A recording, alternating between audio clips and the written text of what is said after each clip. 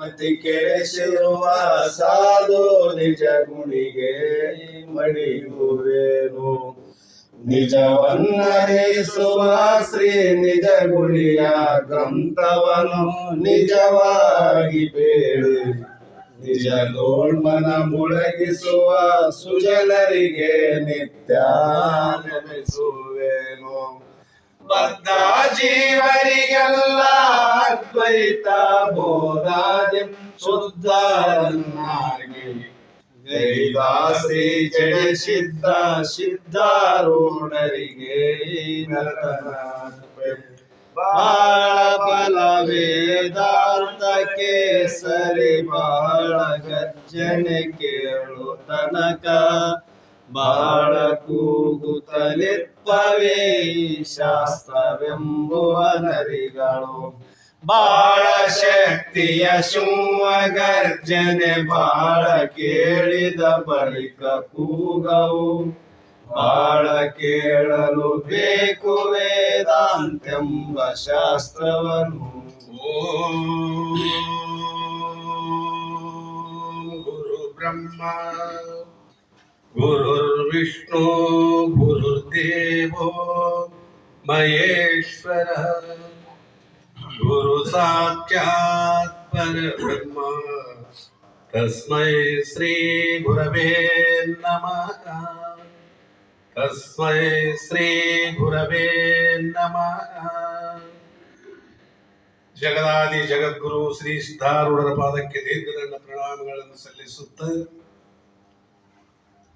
ನಿಜಗುಣರ ಷಟ್ಶಾಸ್ತ್ರಕ್ಕೆ ಟೀಕಾ ತಾತ್ಪರ್ಯವನ್ನು ಬರೆದಂತ ತುಳಸಿಪುತ್ರ ತಾತ್ವರ ಪಾದಕ್ಕೆ ದೀರ್ಘದಂಡ ಪ್ರಣಾಮಗಳನ್ನು ಸಲ್ಲಿಸುತ್ತ ನೀನೊಲಿದು ಪಾನವನಿಟ್ಟ ನೆಲವೇ ಸುಕ್ಷೇತ್ರ ಜಲವೇ ಪಾವನ ತೀರ್ಥ ಸುಲಭ ಶ್ರೀ ಗುರುವೇ ಕೃಪೆಯಾಗು ಎಂಬಂತೆ ಬಸವಾನಂತಾತ್ಮರ ಪಾದಕ್ಕೆ ದೀರ್ಘದಂಡ ಪ್ರಣಾಮಗಳನ್ನು ಸಲ್ಲಿಸುತ್ತ ಅವರ ಪ್ರತಿಬಿಂಬ ರೂಪನಾದಂತ ಅವರ ಅನುಯಾಯಿಗಳಾದಂತ ಅಭಿನವ ನಿಜಗುಣರೆಂದೇ ಖ್ಯಾತಿಯನ್ನು ಪಡೆದಂತ ಅಭಿನವ ನಿಜಗುಣರ ಪಾದಕ್ಕೆ ದೀರ್ಘದಂಡ ಪ್ರಣಾಮಗಳನ್ನು ಸಲ್ಲಿಸುತ್ತ ನಮ್ಮ ನಿಮ್ಮ ಹೃದಯದಲ್ಲಿ ಬೆಳಗುವಂತಹ ಚೈತನ್ಯ ಪರಮಾತ್ಮರಿಗೆ ನಮಸ್ಕರಿಸುತ್ತ ಒಂದು ಗುರುಗಳ ಒಂದು ಅಪ್ಪಣೆ ಮೇರೆಗೆ, ಯಾಕಂತಂದ್ರೆ ಇದು ಗುರುಮುಖನೇ ಕೇಳಬೇಕಿದು.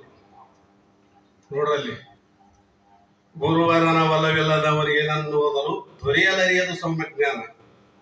ಸಾಮಾನ್ಯ ಜ್ಞಾನ ಅಂತ ತಮ್ಮ ದೊರೆಯಲರಿಯದು ಸೌಮ್ಯ ಜ್ಞಾನ ಅಂತಂದ್ರೆ ಈ ಬ್ರಹ್ಮವಿದ್ಯಾ ಅಳವಡದಲ್ಲ ಅಂತಂದ್ರೆ ಅವರು ಎಲ್ಲ ವಿದ್ಯೆ ಅಳವಡ್ತವ. ಗುರುವರನ ಒಲವಬೇಕು. ಈ ಬ್ರಹ್ಮವಿದ್ಯೆ ಒಲಿಬೇಕಾದ್ರೆ ಆ ಗುರುವರನ ಒಲವು, ಆ ಗುರುವರನ ಒಲವಾಯ್ತಂದ್ರೆ ಬೇಕಾದಂಗ ಎಷ್ಟೋ, ಯಾಕಂದ್ರೆ ತಪ್ಪು ತಿಳುವಳಿಕೆ ಆಗ್ಯದ ನಮ್ಗೆ. ಇಷ್ಟು ದಿನ ನಾವೇನ್ ತಿಳ್ಕೊಂಡಿವಿ ಅಂತಂದ್ರೆ ತಪ್ಪು ತಿಳುವಳಿಕೆ ಆಗ್ಯದ. ಈಗ ಗುರುಗಳು ಏನ್ ಹೇಳ್ತಾರಪ್ಪ ಅಂತಂದ್ರೆ, ನೀನು ತಿಳಿದದ್ದು ತಪ್ಪಾಗ್ಯದೋ ತಮ್ಮ.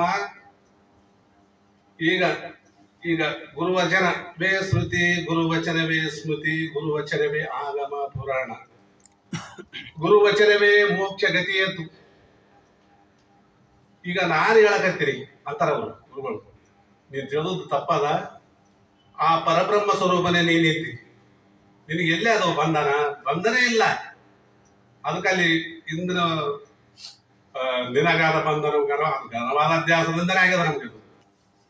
ಅದಕ್ಕೆ ಭೇದವೆಂಬುವುದೆಂತೂ ವಾದಿಸಲು ಕಾಣಿಸಲು. ಯಾಕಂದ್ರೆ ಇದು ಮೂರನೇ ನುಡಿಗೆ ಮೂರನೇ ಸಂಧಿ. ಅದು ಅಲ್ಲಿ ಸಿದ್ಧಾಂತ ತತ್ವವನ್ನು ಅಧ್ಯಾಂತ ಬೋಧಿತ ಸಿದ್ಧಾ ಶ್ರೀ ಗುರುವೇ ನಿನಗಾರು ಸರಿ ಇಲ್ಲ, ಬದ್ಧನಿಗೆ ಬುದ್ಧಿ ಕೊಡು ನೀನು.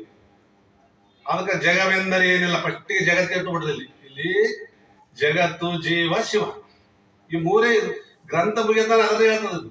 ಈ ಗ್ರಂಥ ಅನುಭವಸಾರ ನ್ಯಾಯಶಾಸ್ತ್ರ ಇದು. ಶಿಷ್ಯ ಕೇಳಕತ್ತಾನ, ಅಪ್ಪ ಮತ್ತೆ ಜಗತ್ ತೋರ್ತದಲ್ಲ ಹೆಂಗಿದು? ಅದಕ್ಕಾದ್ರು ಜಗವೆಂದರೆ ಏನಿಲ್ಲ ಬಗೆಯಿಂದ ತೋರುವುದು, ಗಗನದ ಅಂತ ಆತ್ಮ ನೀನೆಂದು.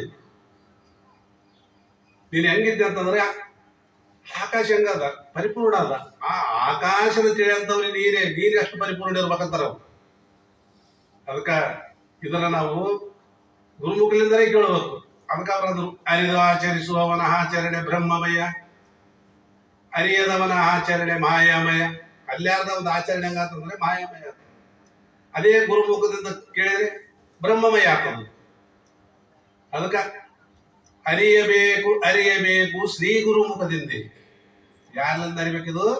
ಶ್ರೋತ್ರಿಯ ಬ್ರಹ್ಮನಿಷ್ಠನಾದಂತ ಅಂತ ಸದ್ಗುರುಲಿಂದನೇ ತಿಳಿಬೇಕಂತಿದ್ದು. ಅರಿಯಬೇಕಂದ್ರೆ ಅಷ್ಟೇ, ತಿಳಿಯಬೇಕಂದ್ರೆ ಅಷ್ಟೇ. ಅವಾಗ ಏನಾಗ್ತದಪ್ಪ, ನಾವು ತಪ್ಪು ತಿಳುವಳಿಕೆ ಆಗಿತ್ತಲ್ಲ, ಆರು ಪರಶಿವನೆಂದು. ಪರಶಿವನೆಂದ್ರೆ ಯಾರು? ನಾನಂದ್ರೆ ಯಾರು? ನಮ್ಗೇನಾಗಿತ್ತು? ಜೀವ ಒಬ್ಬವನ ಆನಂಬದೇ ನಮಗ. ಅದಕ್ಕ ಯಾತರಿಂದಲೇ ಬಂತು ಯಮಗಿದು ಜೀವ ಶಿವನೆಂತೆಂಬ ವೇದವು. ಮಾತು ಮಾತಿಗೆ ಶಬ್ದ ಸೂತಕ ಪಾತಕದೊಳಗುಳಗಿ ಕೆಟ್ಟೆ. ಏನು ಹೇಳಲಿ ಅನ್ನ ಅಜ್ಞಾನ ವಶವಿದ್ದು, ನಾನು ನನ್ನನ್ನೇ ಮರೆತೆ. ಶಿಷ್ಯ ಅಂತಾನ, ಏನು ಹೇಳಪ್ಪ ಇದು ಅಜ್ಞಾನ ವಶದಿಂದ ನಾನು ನನ್ನನ್ನೇ ಮರೆತೆ. ಹಂಗೆ ನಾನ ಜನ್ಮವ ತಿರುಗಿ ತಿರುಗಿ ಹೀನ ಮನ ಸಂಸಾರಿಯಾಗಿ ಸ್ವಾನ ಸೂಕರರಂತೆ. ಸ್ವಾನ ಅಂದ್ರೆ ನಾಯಿ, ಸೂಕರ ಅಂದ್ರೆ ಹಂದಿ. ಸ್ವಾನ ಸೂಕರರಂತೆ ಉನ್ಮನೆ ಕೂನವಿಲ್ಲದೆ ವ್ಯಕ್ತ ಕೆಟ್ಟೆ. ಅಂದ್ರೆ ಉನ್ಮನೆ ಅಂತಂದ್ರೆ ನಮ್ಮ ಸ್ವರೂಪದ ಜ್ಞಾನ ಇಲ್ಲ. ಬೇಕಾದ ದೊಡ್ಡ ಜ್ಞಾನ ಹೊರಗಿನ ಜ್ಞಾನ ಆದ, ಹೊರಗಿನ ಜ್ಞಾನ ಇಲ್ಲ ಅಂತಿಲ್ಲ. ಪ್ರಾಣಿ ಪಕ್ಷಿ ಎಲ್ಲವಕ್ಕಾದ, ಹೊರಗಿನ ಜ್ಞಾನ ಇಲ್ಲ ಅಂತ. ಕೂನವಿಲ್ಲದೆ ವ್ಯಕ್ತ ಕೆಟ್ಟೆ. ಅದಕ್ಕೆ ಅವ್ರು ಹೇಳಿದ್ರು, ಆತ್ಮನೇ ನೀನಿದ್ದು ಅರಿಯದೇ ಅರ್ಥಕ್ಕೆ ಓದಿ. ನೋಡ್ರಿ, ಉತ್ತರ ಅವ್ರದೇ, ಪ್ರಶ್ನೆ ಅವ್ರದೇ. ಆತ್ಮನೇ ತಾನಿದ್ದು ಹರಿಯದೇ ಆತಕ್ಕೆ ಓದು ಭೂತ ಪಂಚಕವೆಂಬ ದೇಹ ಮೆಚ್ಚಿ. ಇದು ಪಂಚಭೂತಗಳಿಂದ ಹುಟ್ಟಿದ ದೇಹ ಇದು. ಅದಕ್ಕೆ ಪಂಚಭೂತಗಳಿಂದ ಪ್ರಪಂಚ ನಿರ್ಮಿತವಾಯಿತು. ಸಂಚಿತ ಆಗಮ ಗೊಂಚಲದಳು ಸುಖವೇನು ಕಂಡೆರು. ಈ ಶರೀರ ಹೆಂಗದ ಅಂತಂದ್ರೆ ಪಂಚಭೂತಗಳಿಂದಾಗಿದೆ. ನೋಡ್ರಿ, ಆಕಾಶ ಭಾಗ, ವಾಯು ಭಾಗ, ಜಲ ಭಾಗ, ಅಗ್ನಿ ಭಾಗ, ಪೃಥ್ವಿ ಭಾಗ. ನೋಡ್ರಿ, ಆಕಾಶದ್ದು ಶಬ್ದ, ವಾಯುದು ಸ್ಪರ್ಶ, ಅಗ್ನಿದು ರೂಪ, ಜಲದ್ದು ರಸ, ಭೂಮಿದು ಕಠಿಣತ್ವ ಗಂಧ. ಈ ಪಂಚಭೂತಾದಿಗಳಿಂದ ಈ ಪ್ರಪಂಚ ನಿರ್ಮಿತವಾಯಿತು. ಅದಕ್ಕೆ ಅವರಂದ್ರೆ ಭೇದವೆಂಬುವುದಂತೂ ವಾದಿಸಲು ಕಾಣಿಸಲು ವಾದವಿನ್ನೇಕೆ. ಇಂದಕ ಮೂರನೇ ಸಂಧ್ಯದು ಪರಿಪೂರ್ಣ ಬೊಮ್ಮವನೇ ಆದರದೆ ಕಂಡು ಸುಖಿಯಾಗು. ಈಗ ಮುಂದೆ ಏನ್ ಹೇಳ್ತಾರ, ನಾಲ್ಕನೇ ಸಂಧಿಯಲ್ಲಿ ಈ ಶರೀರ ಬಗ್ಗೆ ಹೇಳಕತ್ತಾರ. ತನುಕರಣ ಪ್ರಾಣಾದಿ ಮನ ಬುದ್ಧಿ ಅಹಂಕಾರ ವಿನಿತಾತ್ಮವಲ್ಲ. ಇದು ನಾಲ್ಕನೇ ಸಂಧಿಗೆ ನಾಲ್ಕನೇ ಸೂತ್ರ ಸಂಬಂಧಪಡ್ತದೆ. ತನುಕರಣ ಅಂತಂದ್ರೆ ತನಂದ್ರೆ ಶರೀರ, ಕರಣ ಅಂತಂದ್ರೆ ಅಂತಃಕರಣ ಬಂದು ಓಸು 25 ತತ್ವಗಳು. ತನುಕರಣ ಪ್ರಾಣಾದಿ ಮನ ಬುದ್ಧಿ ಅಹಂಕಾರ ವಿನಿತಾತ್ಮವಲ್ಲ. ವೇದ್ಯ ಮೊಪ್ಪ ಅದರಿಂದೇ ಘನಕುಂಭದಂತೆ ತಿಳಿಪುತ್ರ. ನೀನು ಹೆಂಗಿದ್ದೆ ಅಂತಂದ್ರೆ ಪರಿಪೂರ್ಣ ಇದ್ದಂತ ವಸ್ತು ನಮ್ಮದು. ನಮಗೇನಾಗ್ಯದ ಅಂತಂದ್ರೆ ಅಭ್ಯಾಸ ಆಗಿಬಿಟ್ಟದು. ಗುರುಗಳು ನಿನ್ನೆ ಅವ್ರು ಬಿಟ್ಟಾರ, ಇಲ್ಲಿ 4ನೇ ಸಂಧಿಲಿಂದನೇ ಪ್ರಾರಂಭ ಮಾಡ್ತಾರೆ. ಯಾಕಂತಂದ್ರೆ ಇದು ಇದಕ್ಕೆ ಅನುಭವ ಬೇಕು. ಸುಮ್ಮನೆ ಮಾತಾಡ್ತವೆ ಅಷ್ಟೇ, ಸುಮ್ಮನೆ ಏನೋ ಗುರುಗಳು ಒಂದು 4 ಮಾತು ಕೇಳಿ ಮಾತಾಡ್ತವೆ ಅಷ್ಟೇ. ಇದು ಈಗ ಇದು ಯಾಕಂತಂದ್ರೆ ಬಹಳ ಕಠಿಣ ಇದು ಮಾರ್ಗ. ಇಲ್ಲಕಂದ್ರೆ ಅವ್ರು ಅದನ್ನ ಅರಿಯಬೇಕು ಶ್ರೀ ಗುರುಮುಖದಿಂದ ಅಂತ ಅಂದ್ರು. ಕೇಳ್ಬೇಕಮ್ಮ, ಬ್ಯಾರೆ ಅವ್ರ ಮುಖದಿಂದ ಕೇಳ್ಬಾರ್ದು, ಗುರುಮುಖಲಿಂದನೇ ಕೇಳ್ಬೇಕು. ಇವಾಗ ನಾವು ನೀವು ಮೋಕ್ಷಾರ್ಥಿಗಳು, ನಾವು ಯಾವ ಮುಮುಕ್ಷುಗಳು ನಾವು. ಅದಕ್ಕಂದ್ರೆ ಮುಮುಕ್ಷಿ 3 ಜನ್ಮ, ಅಭ್ಯಾಸಿಗೆ 2, ಅನುಭವಿಗೆ 3, ಆರೂಢರಿಗೆ ಇದೇ ಜನ್ಮ ಕಡೆ. ಈಗ ನಾವು ಏನಿವೆ ಅಂತಂದ್ರೆ ಅದಕ್ಕಂದ್ರೆ ಓದಬಾರದೆ ತರುಳ ಓದಬಾರದೆ. ಈಗ ಓದಕತ್ತೀವಿ ನಾವು. ಈಗ ನೋಡ್ರವ್ರು, ಓದಬಾರದೆ ತರುಳ ಅಂದ್ರೆ ಹುಡುಗ ಅಂದ್ರೆ ಶಿಷ್ಯನಲ್ಲಿ, ಹುಡುಗನಲ್ಲಿ, ಮಗು ಅನ್ನಂತಾನಲ್ಲ. ಓದಿನೊಳಗಣ ಓದು ಶ್ರೀ ಗುರು ಬೋಧಿಸಿರುವ ಅರ್ಥವರಿತು. ನೀನು ಆ ಓದು ಬೇರೆ, ಈ ಓದಂದ್ರೆ ಅವರು ಆ ಓದೇ ಬೇಕಾದವರು ಓದ್ಯಾರ, MBBS ಆಗ್ಯಾರ, ಡಾಕ್ಟರ್ ಆಗ್ಯಾರ, ಏನೋ MBBS ಓದಿ ಡಾಕ್ಟರ್ ಆಗ್ಯಾರ, ಇಂಜಿನಿಯರ್ ಆಗ್ಯಾರ, ಬೇಕಾದ ಮಿನಿಸ್ಟರ್ ಆಗ್ಯಾರ. ಆ ಓದು ಸಂಬಂಧ ಇಲ್ಲ ಇಲ್ಲಿ. ಆ ಓದೋದವ್ರಿಗೆ ಓದ್ಯಾರ, ಅವ್ರಿಗೆ ದುಃಖ ತಪ್ಪಿಲ್ಲ. ಅವ್ರಿಗೆ ಈ ಓದಿಯರು ಓದ್ತವ್ರು ನಾವು ನಿಮ್ಗೆ ಪುಣ್ಯವಂತರ. ಇದು ಯಾಕಂತಂದ್ರೆ ಇದು ಎಲ್ಲರಿಗೂ ಸಿಗೋದಿಲ್ಲ. ಇದು ಹಿಂದಿನ ಜನ್ಮದ ಸುಕೃತ. ಇದು ಗುರು ಸನ್ನಿಧಾನದಲ್ಲಿ ಬಂದು ಈ ಕಿವ್ಯಾಗ ನಾವು ಈ 4 ಶಬ್ದಗಳು ಕೇಳ್ಬೇಕಾದ್ರೆ ಹಿಂದಿನ ಜನ್ಮದಲ್ಲಿ ವಾಸನೆ ನಡ್ಕೊಂಡು ಬಂದಿವಿ ಅಂತ ತಿಳ್ಕೋಬೇಕು. ಈಗ ನಮ್ಮದು ಏನಾಗಿರುತ್ತಂದ್ರೆ ಮುಮುಕ್ಷುಗಳು ನಾವು ಓದಕತ್ತೀವಿ. ಈಗ ಅದಕ್ಕೆ ಅವ್ರಂದ್ರು ರಂಗಲಿಂಗರು, ಓದಬಾರದೆ ತರುಳ ಓದಬಾರದೆ ಓದಿನೊಳಗಣ ಓದು ಶ್ರೀ ಗುರು ಬೋಧಿಸಿರುವ ಅರ್ಥವರಿದರು. ಶ್ರೀ ಗುರು ಬೋಧಿಸಿರುವ ಅರ್ಥ ತಿಳ್ಕಲಿಲ್ಲ ಅಂದ್ರೆ ಅವರು ಶ್ರೀ ಗುರು ಏನ್ ಬೋಧ ಮಾಡಿದ್ನಪ್ಪ ನಮ್ಗ? ನೇತಿ ನೇತಿ ನೇತಿ, ಇದು ನೀನಲ್ಲ, ಇದು ನೀನಲ್ಲ, ನೀತಿಗಳೆದು ಕಾಯ ಕರಣ ಕಾರ್ಯಗಳ ಭೂತಕರಣ ಪಂಚಕವನ್ನುಳಿದು ನೀತಿ ಭೀತಿಯ ಮೀರಿ ನಿಂದು ನೋಡಲು ಪರಂ ಜ್ಯೋತಿ ಸ್ವರೂಪ ನೀನಿದ್ಯೋ. ಏನ್ ಹೇಳಿದ್ರೆ ಅಲ್ಲಿಗೆ ಹೇಳ್ತಾರ, ನೀನೇ ಇದ್ದಂತ ಹೇಳ್ತಾರ, ಆಗ್ಲಿ ನೀನು ಇನ್ನೊಂದಿಲ್ಲ ಅಂತ ಹೇಳ್ತಾರ. ಈಗ ಎಲ್ಲ ಮತವಾದಿಗಳು, ನೈಯಾಯಿಕರು, ಕವಳಯಾಮರು, ಸಾಕ್ರಿಯರು, ಎಲ್ಲ ಮತಗಳು ಏನ್ ಹೇಳಿಕೆ ಅಂತ ಬಂದ್ರು, ಭೇದ ಹೇಳಿಕೆ ಅಂತ ಬಂದ್ರು. ಇಲ್ಲಿ ಭೇದ ಇಲ್ಲ ನೋಡು, ಇಲ್ಲಿ ಪರಿಪೂರ್ಣ ವಸ್ತು ನೀನಿದ್ಯೋ, ಭೇದ ಇಲ್ಲ ಅದು ನಿನ್ಗ. ನೀನು ಭೇದ ತಿಳ್ಕೊಂಡಿದ್ದಿ. ಈಗ ನಾ ಹೇಳಕತ್ತೀನಿ, ಗುರು ಹೇಳಕತ್ತಾನ, ಇದು ಅಭೇದ ಅಂತ ಹೇಳಿದ್ರು. ಭೇದ ಅಂದ್ರೆ ಎರಡು, ಅಭೇದ ಅಂದ್ರೆ ಒಂದೇ.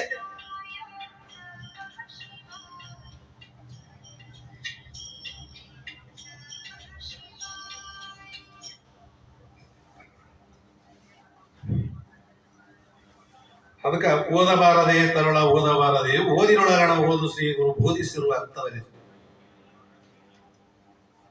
ಮೂರು ನದಿಯ ನಡುವೆ ಮಿಂದು ಚಾರು ಬ್ರಹ್ಮಗಿರಿಯ ಮಠದ 6 ಮೆಟ್ಲು ಏರು ಸಣ್ಣ ದ್ವಾರ ಹೋಗುತ್ತದೆ ನೋಡಿ. ಓದಬಾರದೆ ತರುಳ ಓದ. ಇದು ಹೆಂಗ ಓದಬೇಕಂದ್ರೆ ಚಾರು ಪಚ್ಚ ಅಲಿಗೆ ಮೇಲೆ. ಚಾರು ಪಚ್ಚ ಅಂತಂದ್ರೆ 4 ವೇದಗಳು ಏನ್ ಹೇಳ್ಯಾವ, ಚಾರು ಪಚ್ಚ ಅಲಿಗೆ ಮೇಲೆ ಸಾರ ಮಂತ್ರ ಪ್ರಣವ ಬರೆದು 3 ಮುಖದ ಕಂಠದಿಂದ. ಇದು ಈ ಸಾಲಿ ಓದಂದ್ರು, ಆ ಸಾಲಿ ಬೇಕಾದವ್ರು ಓದ್ಯಾರ, ದುಃಖ ಹೋಗ್ಯದವ್ರಿಗೆ ಹೋಗಿಲ್ಲ. ಹಿಂದಿನ ನುಡಿಗಾಕಿ ಅಂತ ಬಂದ್ರು ಗುರುಗಳು. ಇಲ್ಲಿ ಏನ್ ಹೇಳ್ತಾರಪ್ಪ ಅಂದ್ರೆ 4ನೇ ಸಂಧಿಯಲ್ಲಿ, 2ನೇ ಸಂಧಿಯ ಅಂತ್ಯದಲ್ಲಿ ಶಿವ ಜೀವ ಜಗದಾದಿಗಳೆಲ್ಲವೂ ತಾನೆಂದು ಭಯದವನೇ ಉತ್ತಮನೇ ಅಂದ್ರು. ಅಲ್ಲಿ ಹೆಂಗ ತಿಳ್ಕೊಬೇಕಂದ್ರು, ಹೇಳಿದ್ರು ಗುರುವೇ ನೀನು ಹೇಳಿದಲ್ಲ, ಜಗತ್ತು ಶಿವ ಜೀವ ಜಗತ್ತು ಎಲ್ಲ ನಾನಂತ ತಿಳ್ಕೊಂಡು ಉತ್ತಮನಂತ ಹೇಳಿದ್ರು. ಅಲ್ಲಿ ಶಿಷ್ಯ ಏನ್ ಮಾಡಿದ, ಎಲ್ಲ ನೀನೇ ಹೇಳಿದ್ದಲ್ಲಪ್ಪ, ಮತ್ತೆ ಇದು ಮತ್ತ್ಯಾಕ ನನ್ನ ಸಂಶಯ ಬಂದಂತ ಕೇಳಕತ್ತಾನ. ನನ್ನ ಅನ್ನ ಬಿಟ್ರೆ ಇನ್ನೂ ಒಂದು ಕಾರಣದಿಲ್ಲ ಅಂತ ಹಂಗ ಕೇಳಕಂತ ಹೇಳಿದ್ರು. ಇವ್ ನೋಡ್ರಿ, 3 ಅವಸ್ಥೆಗಳು ಒಂದರೊಳಗೆ ಒಂದಿಲ್ಲ. ಜಾಗರದಲ್ಲಿ ಸ್ವಪ್ನದಲ್ಲಿ ಸುಸುತ್ತಿಲ್ಲ. 3 ಅವಸ್ಥೆಗಳು ನನಗಿರ್ತ, ಬೇರೆ ಸಾಕ್ಷಿಕನಾಗಿದ್ದು ಹಿಂಗ ತಿಳ್ಕಂದ್ರ ಅವ್ರು. ಏನ್ ನೋಡಿದ್ರೆ ನನ್ನಿಂದ ತೋರ್ತದಾಗ್ಲಿ, ಅವು ಎಂದಾದ್ರೂ ನಮ್ಮನ್ನ ತಿಳಿದಲ್ಲ. ಅವು ಈ ಜಾಗರನ್ನು ತಿಳಿದವನ್ನೇನೆ ವಿಶ್ವನಾಗಿ ಅಲ್ಲಿ ಸತ್ವಗುಣ, ಸ್ವಪ್ನವನ್ನು ತಿಳಿದವನ್ನೇ ತೇಜಸ್ಸನಾಗಿ ಅಲ್ಲಿ ರಜಗುಣ, ನಿದ್ರೆಯಲ್ಲಿ ಪ್ರಾಜ್ಞನಾಗಿ ತಮಗುಣ. ಇಲ್ಲಿ ಯಾಕಂದ್ರೆ ಅಲ್ಲಿ ತಮನೂ ಅದ. ಅಲ್ಲಿ ಮುಂಜಾನೆ ಕೇಳಿದ್ರೆ ಏನಪ್ಪಾ ಏನು ಆರಾಮಾಯ್ತಲ್ಲ ನಿದ್ದೆ ಅಂತಂದ್ರೆ ಅಲ್ಲಿ ಏನಂತಾರಂತಂದ್ರೆ ಅಲ್ಲಿ, ಇಲ್ಲಪ್ಪ ನಿದ್ದೆ ಆಯ್ತಾನ ಒಂದ್ ಅನ್ಬೇಕು, ಇಲ್ಲಪ್ಪ ನಿದ್ದೆ ಆಗ್ಲಿಲ್ಲಪ್ಪ ನೀವು ಊರಿಗೆ ಬಂದಂತ ಅನ್ಬೇಕು. ಯಾಕಂದ್ರೆ 2 ಅಧ್ಯಾಯದಿಂದ ಕೂಡದಲ್ಲಿ ಈ 4ನೇ ಸಂಧಿಯಲ್ಲಿ ಪ್ರತಿಯೊಂದು ಶರೀರಕ್ಕೆ ಒಬ್ಬೊಬ್ಬ ಆತ್ಮನು ಭಿನ್ನವಾಗಿರಲಿಕ್ಕೆ ಬೇಕು. ಎಲ್ಲ ಶರೀರಗಳಲ್ಲಿ ಒಬ್ಬ ಆತ್ಮನಿರುವನು ಹೇಗೆ ಅಂತ ಇದ್ದರೆ ಸುಖ ದುಃಖಾದಿ ಭೋಗಗಳ ವ್ಯವಸ್ಥೆಯಾಗಲಾರದು. ಈಗ ಯಾರು ತಪ್ಪು ಮಾಡ್ಯಾರ ಅವ್ರಿಗೆ ಶಿಕ್ಷೆ ಆಗ್ಬೇಕಿದ್ದು. ಮನ್ಯಾಗ ಒಬ್ಬ ಶಿಕ್ಷೆ ಮಾಡಿದ್ರೆ ಎಲ್ಲಾರ್ಗೆ ದುಃಖ ಆಗ್ತದೆ. ಶಿಕ್ಷೆ ನೀನು ತಪ್ಪು ಮಾಡಿದ್ದಿಂದ ಹೇಳ್ಕೊಂಡು ಹೋಗ್ತಾರ ಅವ್ರು, ಎಲ್ಲರಿಗೂ ಹೇಳ್ಕೊಂಡು ಹೋಗಿಲ್ಲ. ಇಲ್ಲಿ ಶಿಕ್ಷೆ ಹಂಗೆ ಹೇಳ್ತಾನೆ, ಎಲ್ಲರಿಗೆ ಆಗ್ಬೇಕಲ್ಲ, ಎಲ್ಲರಿಗೆ ಹಂಗ ಆಗಕ್ಕಿಲ್ಲ ಅದು. ಯಾಕಂದ್ರೆ ಪರಮಾತ್ಮನ ನೇಮ ಅದು ಆಗಲಾರದು. ಅದರಿಂದ ಅನೇಕ ಆತ್ಮರೆಂದು ಹೇಳುವುದು ಒಳ್ಳೆಯದಾಗಿದೆ ಎಂದು ಸಂಶಯ ಬಂದಿತ್ತು. ಒಬ್ಬ ಆತ್ಮನಿದ್ದರೆ ಉಪಾಧಿಗಳು ಅನೇಕ ಇರುವುದರಿಂದ ಉಪಾಧಿ ನಾನತ್ವ ಮೂಲಕ ಅನೇಕ ಭೋಗಗಳ ವ್ಯವಹಾರವು ಸಂಭವಿಸುತ್ತದೆ. ಅನೇಕ ಆತ್ಮರು ನಿತ್ಯ ಪೂರ್ಣರು ಅನ್ನುವುದರಿಂದ ಒಂದು ದೇಹದಲ್ಲಿ ಎಲ್ಲರೂ ಇರುವುದರಿಂದ ಯಾವನು ಯಾವ ಭೋಗವನ್ನು ಅನುಭವ ಮಾಡಿದನು ನೋಡು. ಭೋಗ ಯಾರು ಮಾಡಿದಂತಂದ್ರೆ, ಈಗ ಯಾರು ತಪ್ಪು ಮಾಡ್ತಾರ ಅವನ್ನ ಹೇಳ್ಕೊಂಡು ಹೋಗ್ಬೇಕಾಗ್ಲಿ, ಇನ್ನೊಬ್ಬ ನಿಲ್ಲಲಿ ಹಿಂದಕ್ಕೆ ಹೋಗ್ಯದ. ಈಗ ಒಂದು ಮನ್ಯಾಗ ಎಲ್ಲ ಒಂದು 10-15 ಮಂದಿ ಯಾರ ಒಬ್ಬರು ಕಾಳ್ತಾರ ಮಾಡ್ಯಾರಲ್ಲಿ, ಇವ್ರ ಮನೆ ಎಲ್ಲಾರು ಕರ್ಕೊಂಡು ಹೋಗ್ತಾರಲ್ಲಿ. ತಪ್ಪ ಯಾರು ಮಾಡಿರ್ತಾರ ಹಂಗ ಅವ್ನು ತಪ್ಪು ಮಾಡಿದವನ ಕರ್ಕೊಂಡು ಹೋಗ್ತಾರಲ್ಲಿ. ಭೋಗವನ್ನು ಅನುಭವ ಮಾಡಿದವನು ಭೋಗಿಸದೇ ಇದ್ದವನು ಯಾರು ಎಂಬುದನ್ನು ತಿಳಿಯದೆ ಹೋದ್ದರಿಂದ ಭೋಗ ಸಂಕರ್ಯ ದೋಷವು ಬರುತ್ತದೆ ಎಂದು ಹೇಳಿದರು. ಅನೇಕಾತ್ಮರು ಭೇದವಾಗಿ ಕಾಣಿಸುತ್ತಾರೆ. ಹೀಗಿದ್ದು ಏಕಾತ್ಮವನ್ನು ಹೇಗೆ ಹೇಳುತ್ತೀರಿ ಗುರುವೇ ನೀವು? ನನಗಿದ್ರೆ ಅನೇಕ ಆತ್ಮರಂತ ನನಗೆ ತೋರ್ತದ, ನೀವು ಒಬ್ಬವನಂತ ಹೇಳಿಕೆಂತ ಬರಕತ್ತೀರಿ ಎಂದು ಕೇಳಲು, ಪ್ರತ್ಯಕ್ಷವಾಗಿ ಕಾಣುವ ಜಡ ಭೇದವು ನಿಜವಲ್ಲ. ಇದು ಹೆಂಗಾಗಿದೆ ಅಂದ್ರೆ ಭ್ರಮಾತ್ಮಕವಾಗಿದೆ. ಭ್ರಮಾತ್ಮಕವಾಗಿದೆ ಅಂದ ಮೇಲೆ ಚೈತನ್ಯ ಸ್ವರೂಪದಲ್ಲಿ ಕಾಣುವ ಆತ್ಮಭೇದವಾದರೂ ಭ್ರಮವಾಗಿದೆ. ನೋಡ್ರಿ ಶಿಷ್ಯ ಹೆಂಗ್ ಎಷ್ಟು ಒತ್ತಿ ಕೇಳಕತ್ತ ನೋಡ್ರಿ. ಭ್ರಮವಾಗಿದೆ ಅನ್ನುವಲ್ಲಿ ಶ್ರುತಿ ಶ್ರುತಿ ಅನುಸಾರಿಗಳಾದ ಅನುಮಾನ ಯುಕ್ತಿಗಳನ್ನು ಪ್ರತಿಪಾದಿಸಿ ಆತ್ಮನು ಒಬ್ಬನೇ ಇದ್ದಾನೆಂಬುದು ಸಿದ್ಧಾಂತ ಮಾಡಿದರು. ಈ 4ನೇ ಸಂಧಿಯಲ್ಲಿ ಶಿಷ್ಯನು ತಾನು ಮೊದಲಿನಂತೆ ಸಂಧಿಯಲ್ಲಿ ನಾಮರೂಪಾತ್ಮಕ ಜಗತ್ತೆಲ್ಲವೂ ಚಿತ್ತಿನ ವಿವರ್ತವಾಗಿದೆ, ಇವೆಲ್ಲವೂ ತನ್ನ ರೂಪವೇ ಆಗಿದೆ ಎಂಬುದನ್ನು ಕೇಳಿದ್ದನು. ಅವಾಗ ನಿನ್ನ ಸನ್ನಿಧಾನದಲ್ಲಿ ತೋರ್ತದೆ ಅಂತ ಹೇಳಿದರು ಅವರು. ಅದನ್ನೇ ಇದನ್ನ ಅದು ತಲೆಯಲ್ಲಿ ಇಟ್ಕೊಂಡು ಮತ್ತೆ ಕೇಳಕತ್ತೇನೆ. ಮತ್ತು 2ನೇ ಸಂಧಿಯ ಅಂತ್ಯದಲ್ಲಿ ಜಗವೊಂದೆಡೆ ತಾನೇ ಜಗತ್ತಾದರೂ ತಾನೇ ಆಗಿರುವನೆಂಬುದು ಮತ್ತೊಮ್ಮೆನೆ ಕೇಳಿ ತನ್ನಲ್ಲಿ ತಾನು ವಿಚಾರ ರೂಪವಾಗಿ ಸಂಶಯ ಚಿತ್ತವುಳ್ಳವನಾದನು. ಏನೆಂದರೆ ಜಗತ್ತೆಲ್ಲವೂ ತಾನಾದ ಮೇಲೆ ಈ ದೇಹಾದಿ ಅನಾತ್ಮಗಳು ಕೂಡ ಆತ್ಮಸ್ವರೂಪವಾಗಿರ್ಬೇಕಲ್ಲ ಗುರುವೇ. ಹೀಗೆ ತಿಳಿಯಬೇಕಾಯ್ತು. ಹೀಗೆ ತಿಳಿದರೆ ಚಾರ್ವಾಕರು ಬೌದ್ಧ ಮತಗಳು ವೇದಾಂತಕ್ಕೂ ಭೇದವಿಲ್ಲದೆ ಹೋಗುವುದು. ದೇಹಾದಿಗಳು ಆತ್ಮಸ್ವರೂಪವಲ್ಲ, ಅಂದರೆ ಸರ್ವಾತ್ಮಕ ಬೋಧಕವು ಹಾನಿ ಬರುತ್ತದೆ. ಸರ್ವಂ ಕಲಿವಿಧಂ ಬ್ರಹ್ಮ, ಇದೆಲ್ಲವೂ ಬ್ರಹ್ಮವೆಂದು ಶ್ರುತಿಯು ಸಾರುತ್ತದೆ. ಶ್ರುತಿ ಗುರುಗಳು ಹೇಳಿದಂತೆ ನಿಶ್ಚಯ ಮಾಡಿದರೆ ಚಾರ್ವಾಕರಾಗಬೇಕಾಗುವುದು. ದೇಹಾದಿಗಳು ತಾನಲ್ಲವು, ಅಂದರೆ ಉಪದೇಶವು ಸುಳ್ಳಾಗಬೇಕಾಗುತ್ತದೆ ಎಂಬ ಸಂಶಯಗ್ರಸ್ತ ಚಿತ್ತನಾಗಿ ಪ್ರಶ್ನೆಗಳನ್ನು ಈ ಸಂಧಿ ಆರಂಭದಲ್ಲಿ ಮಾಡುತ್ತಲಿರುತ್ತಾರೆ.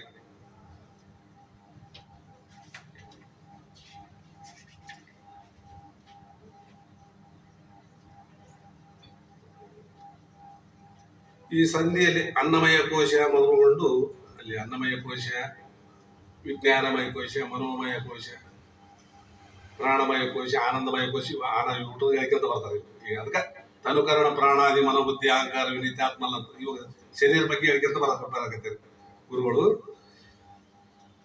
ಈ ಅನ್ನಮಯ ಕೋಶವೇ ಮೊದಲುಗೊಂಡು ವಿಜ್ಞಾನಮಯ ಕೋಶ ಪರ್ಯಂತರ 4 ಕೋಶಗಳು ವಿಚಾರ ಮಾಡಿ ನೇತಿಗೆಳೆದು ಆನಂದಮಯ ಕೋಶದ ವಿಚಾರವನ್ನು ಮುಂದಿನ ಸಂಧಿಯಲ್ಲಿ ಹೇಳುತ್ತಾರೆ ಎಂದು ಲಕ್ಷ್ಯದಲ್ಲಿ ಇರತಕ್ಕದ್ದು.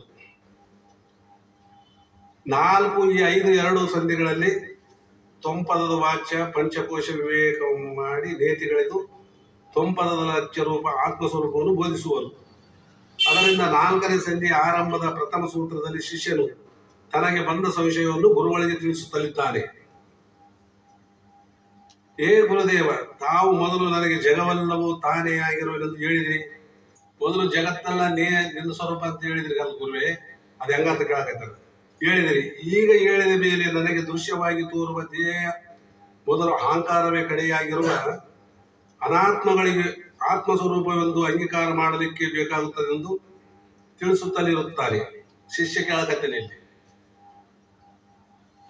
ಸಂಧಿಯ ಆರಂಭದಲ್ಲಿ ಗ್ರಂಥಕರ್ತರು ಇಷ್ಟ ದೇವತೆಯಾದ ಶ್ರೀ ಶಂಭುಲಿಂಗನನ್ನು ಕುರಿತು ನಮಸ್ಕಾರ ರೂಪ ಮಂಗಳವನ್ನು ಮಾಡುತ್ತಲಿದ್ದಾರೆ. ಇಲ್ಲಿ ನತಸುರ ಪ್ರಕರಂಗೆ ನುತವೇದ ನಿಕರಂಗೆ ಕೃತು ಮಹಾದಾನ ಸುಕರಂಗೆ ಶೈಲಜಾಪತಿ ಶಂಭುವಿಗೆ ನತನಪ್ಪೆ.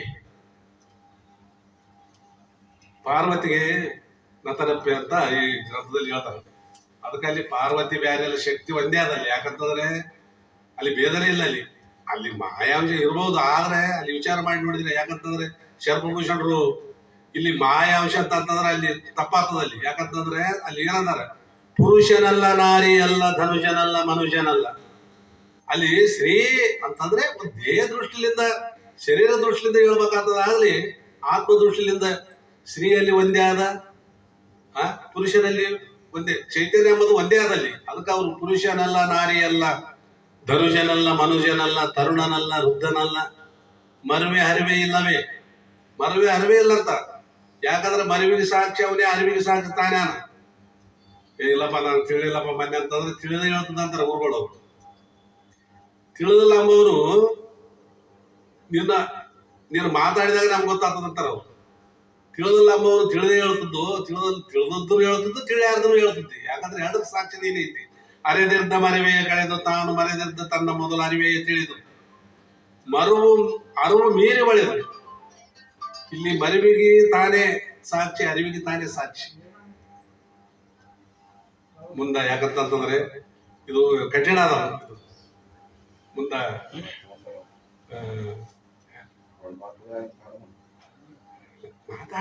ಮಾತಾಡ್ತಾರ ಮುಂದ ಯಾಕಂತಂದ್ರೆ ಇದು ಅನುಭವ ಬೇಕು. ಯಾಕಂತಂದ್ರೆ ನಮ್ಮ ಪ್ರವಣ್ಣವರು ಯಾಕಂತಂದ್ರೆ ಅವ್ರು ಅಲ್ಲಿ ಹೋಗ್ಯಾರ. ಅವ್ರು ಯಾಕಂತಂದ್ರೆ ಈಗ ನಾವು ಅಲ್ಲಿಷ್ಟು ಹೇಳ್ಬೇಕಾಗ್ತದ. ಅವ್ರು ಅದಕ್ಕ ಆ ಬರದಕ್ಕ ಅರ್ಥಪೂರ್ವಕವಾಗಿ ಇದನ್ನ ಬಿಡಿಸ್ತಾರ. ಪ್ರವಣ್ಣ ಅವರು ಬಂದು ಇದನ್ನ ನಡೆಸಿಕೊಡ್ಬೇಕಾಗಿವೆ.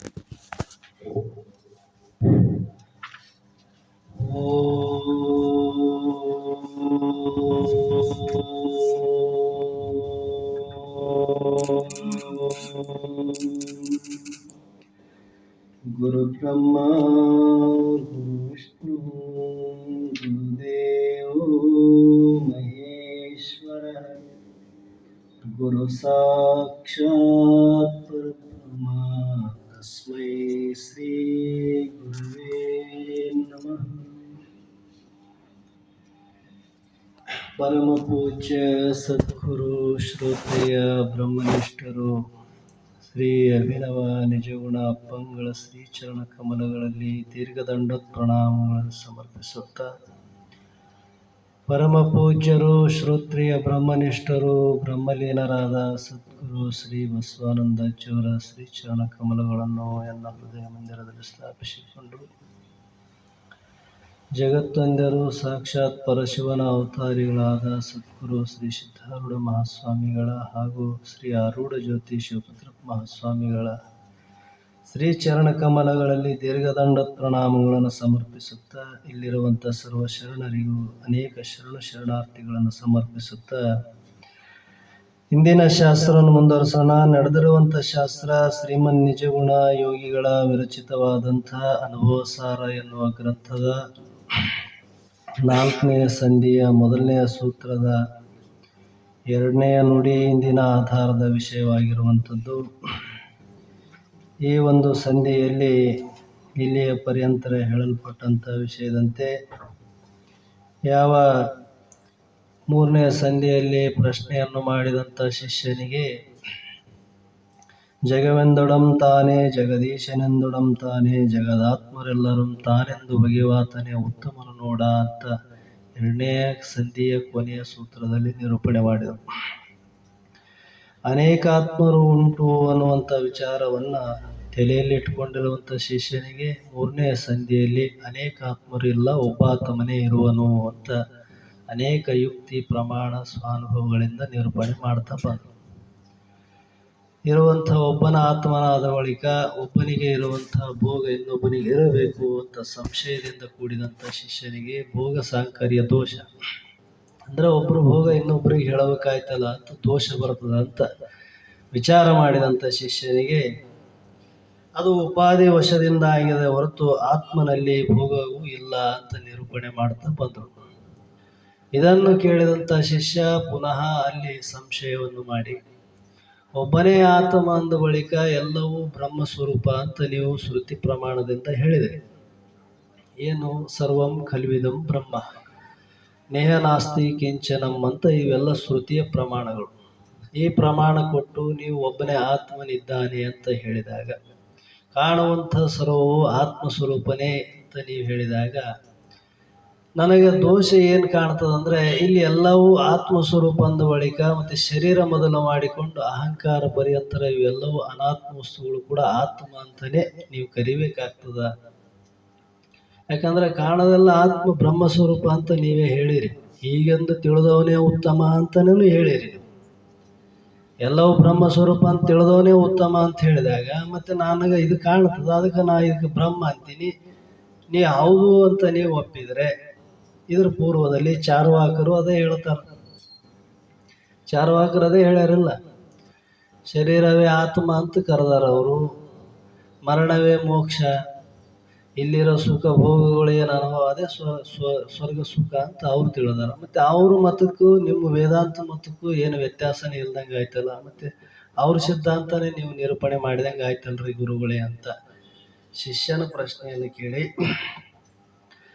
ಸರ್ವವು ಬ್ರಹ್ಮಸ್ವರೂಪ ಎಂಬುವಲ್ಲಿ ನಾಮರೂಪಗಳನ್ನು ವಾದಿಸಿ ಅಸ್ಥಿಭಾತಿ ಪ್ರಿಯ ರೂಪವಾದ ಆತ್ಮನೇ ನೀನೆಂದು ತಿಳಿಬೇಕಾಗಿತ್ತು. ನೀನು ತಪ್ಪು ತಿಳಿದ ಕಾರಣ ಆ ನಾಮರೂಪವನ್ನು ಬಾಧಿಸುವುದಕ್ಕಾಗಿ ಆತ್ಮನಲ್ಲಿ ಆಶ್ರಯ ಪಡೆದಿರುವಂಥ ಅಂದರೆ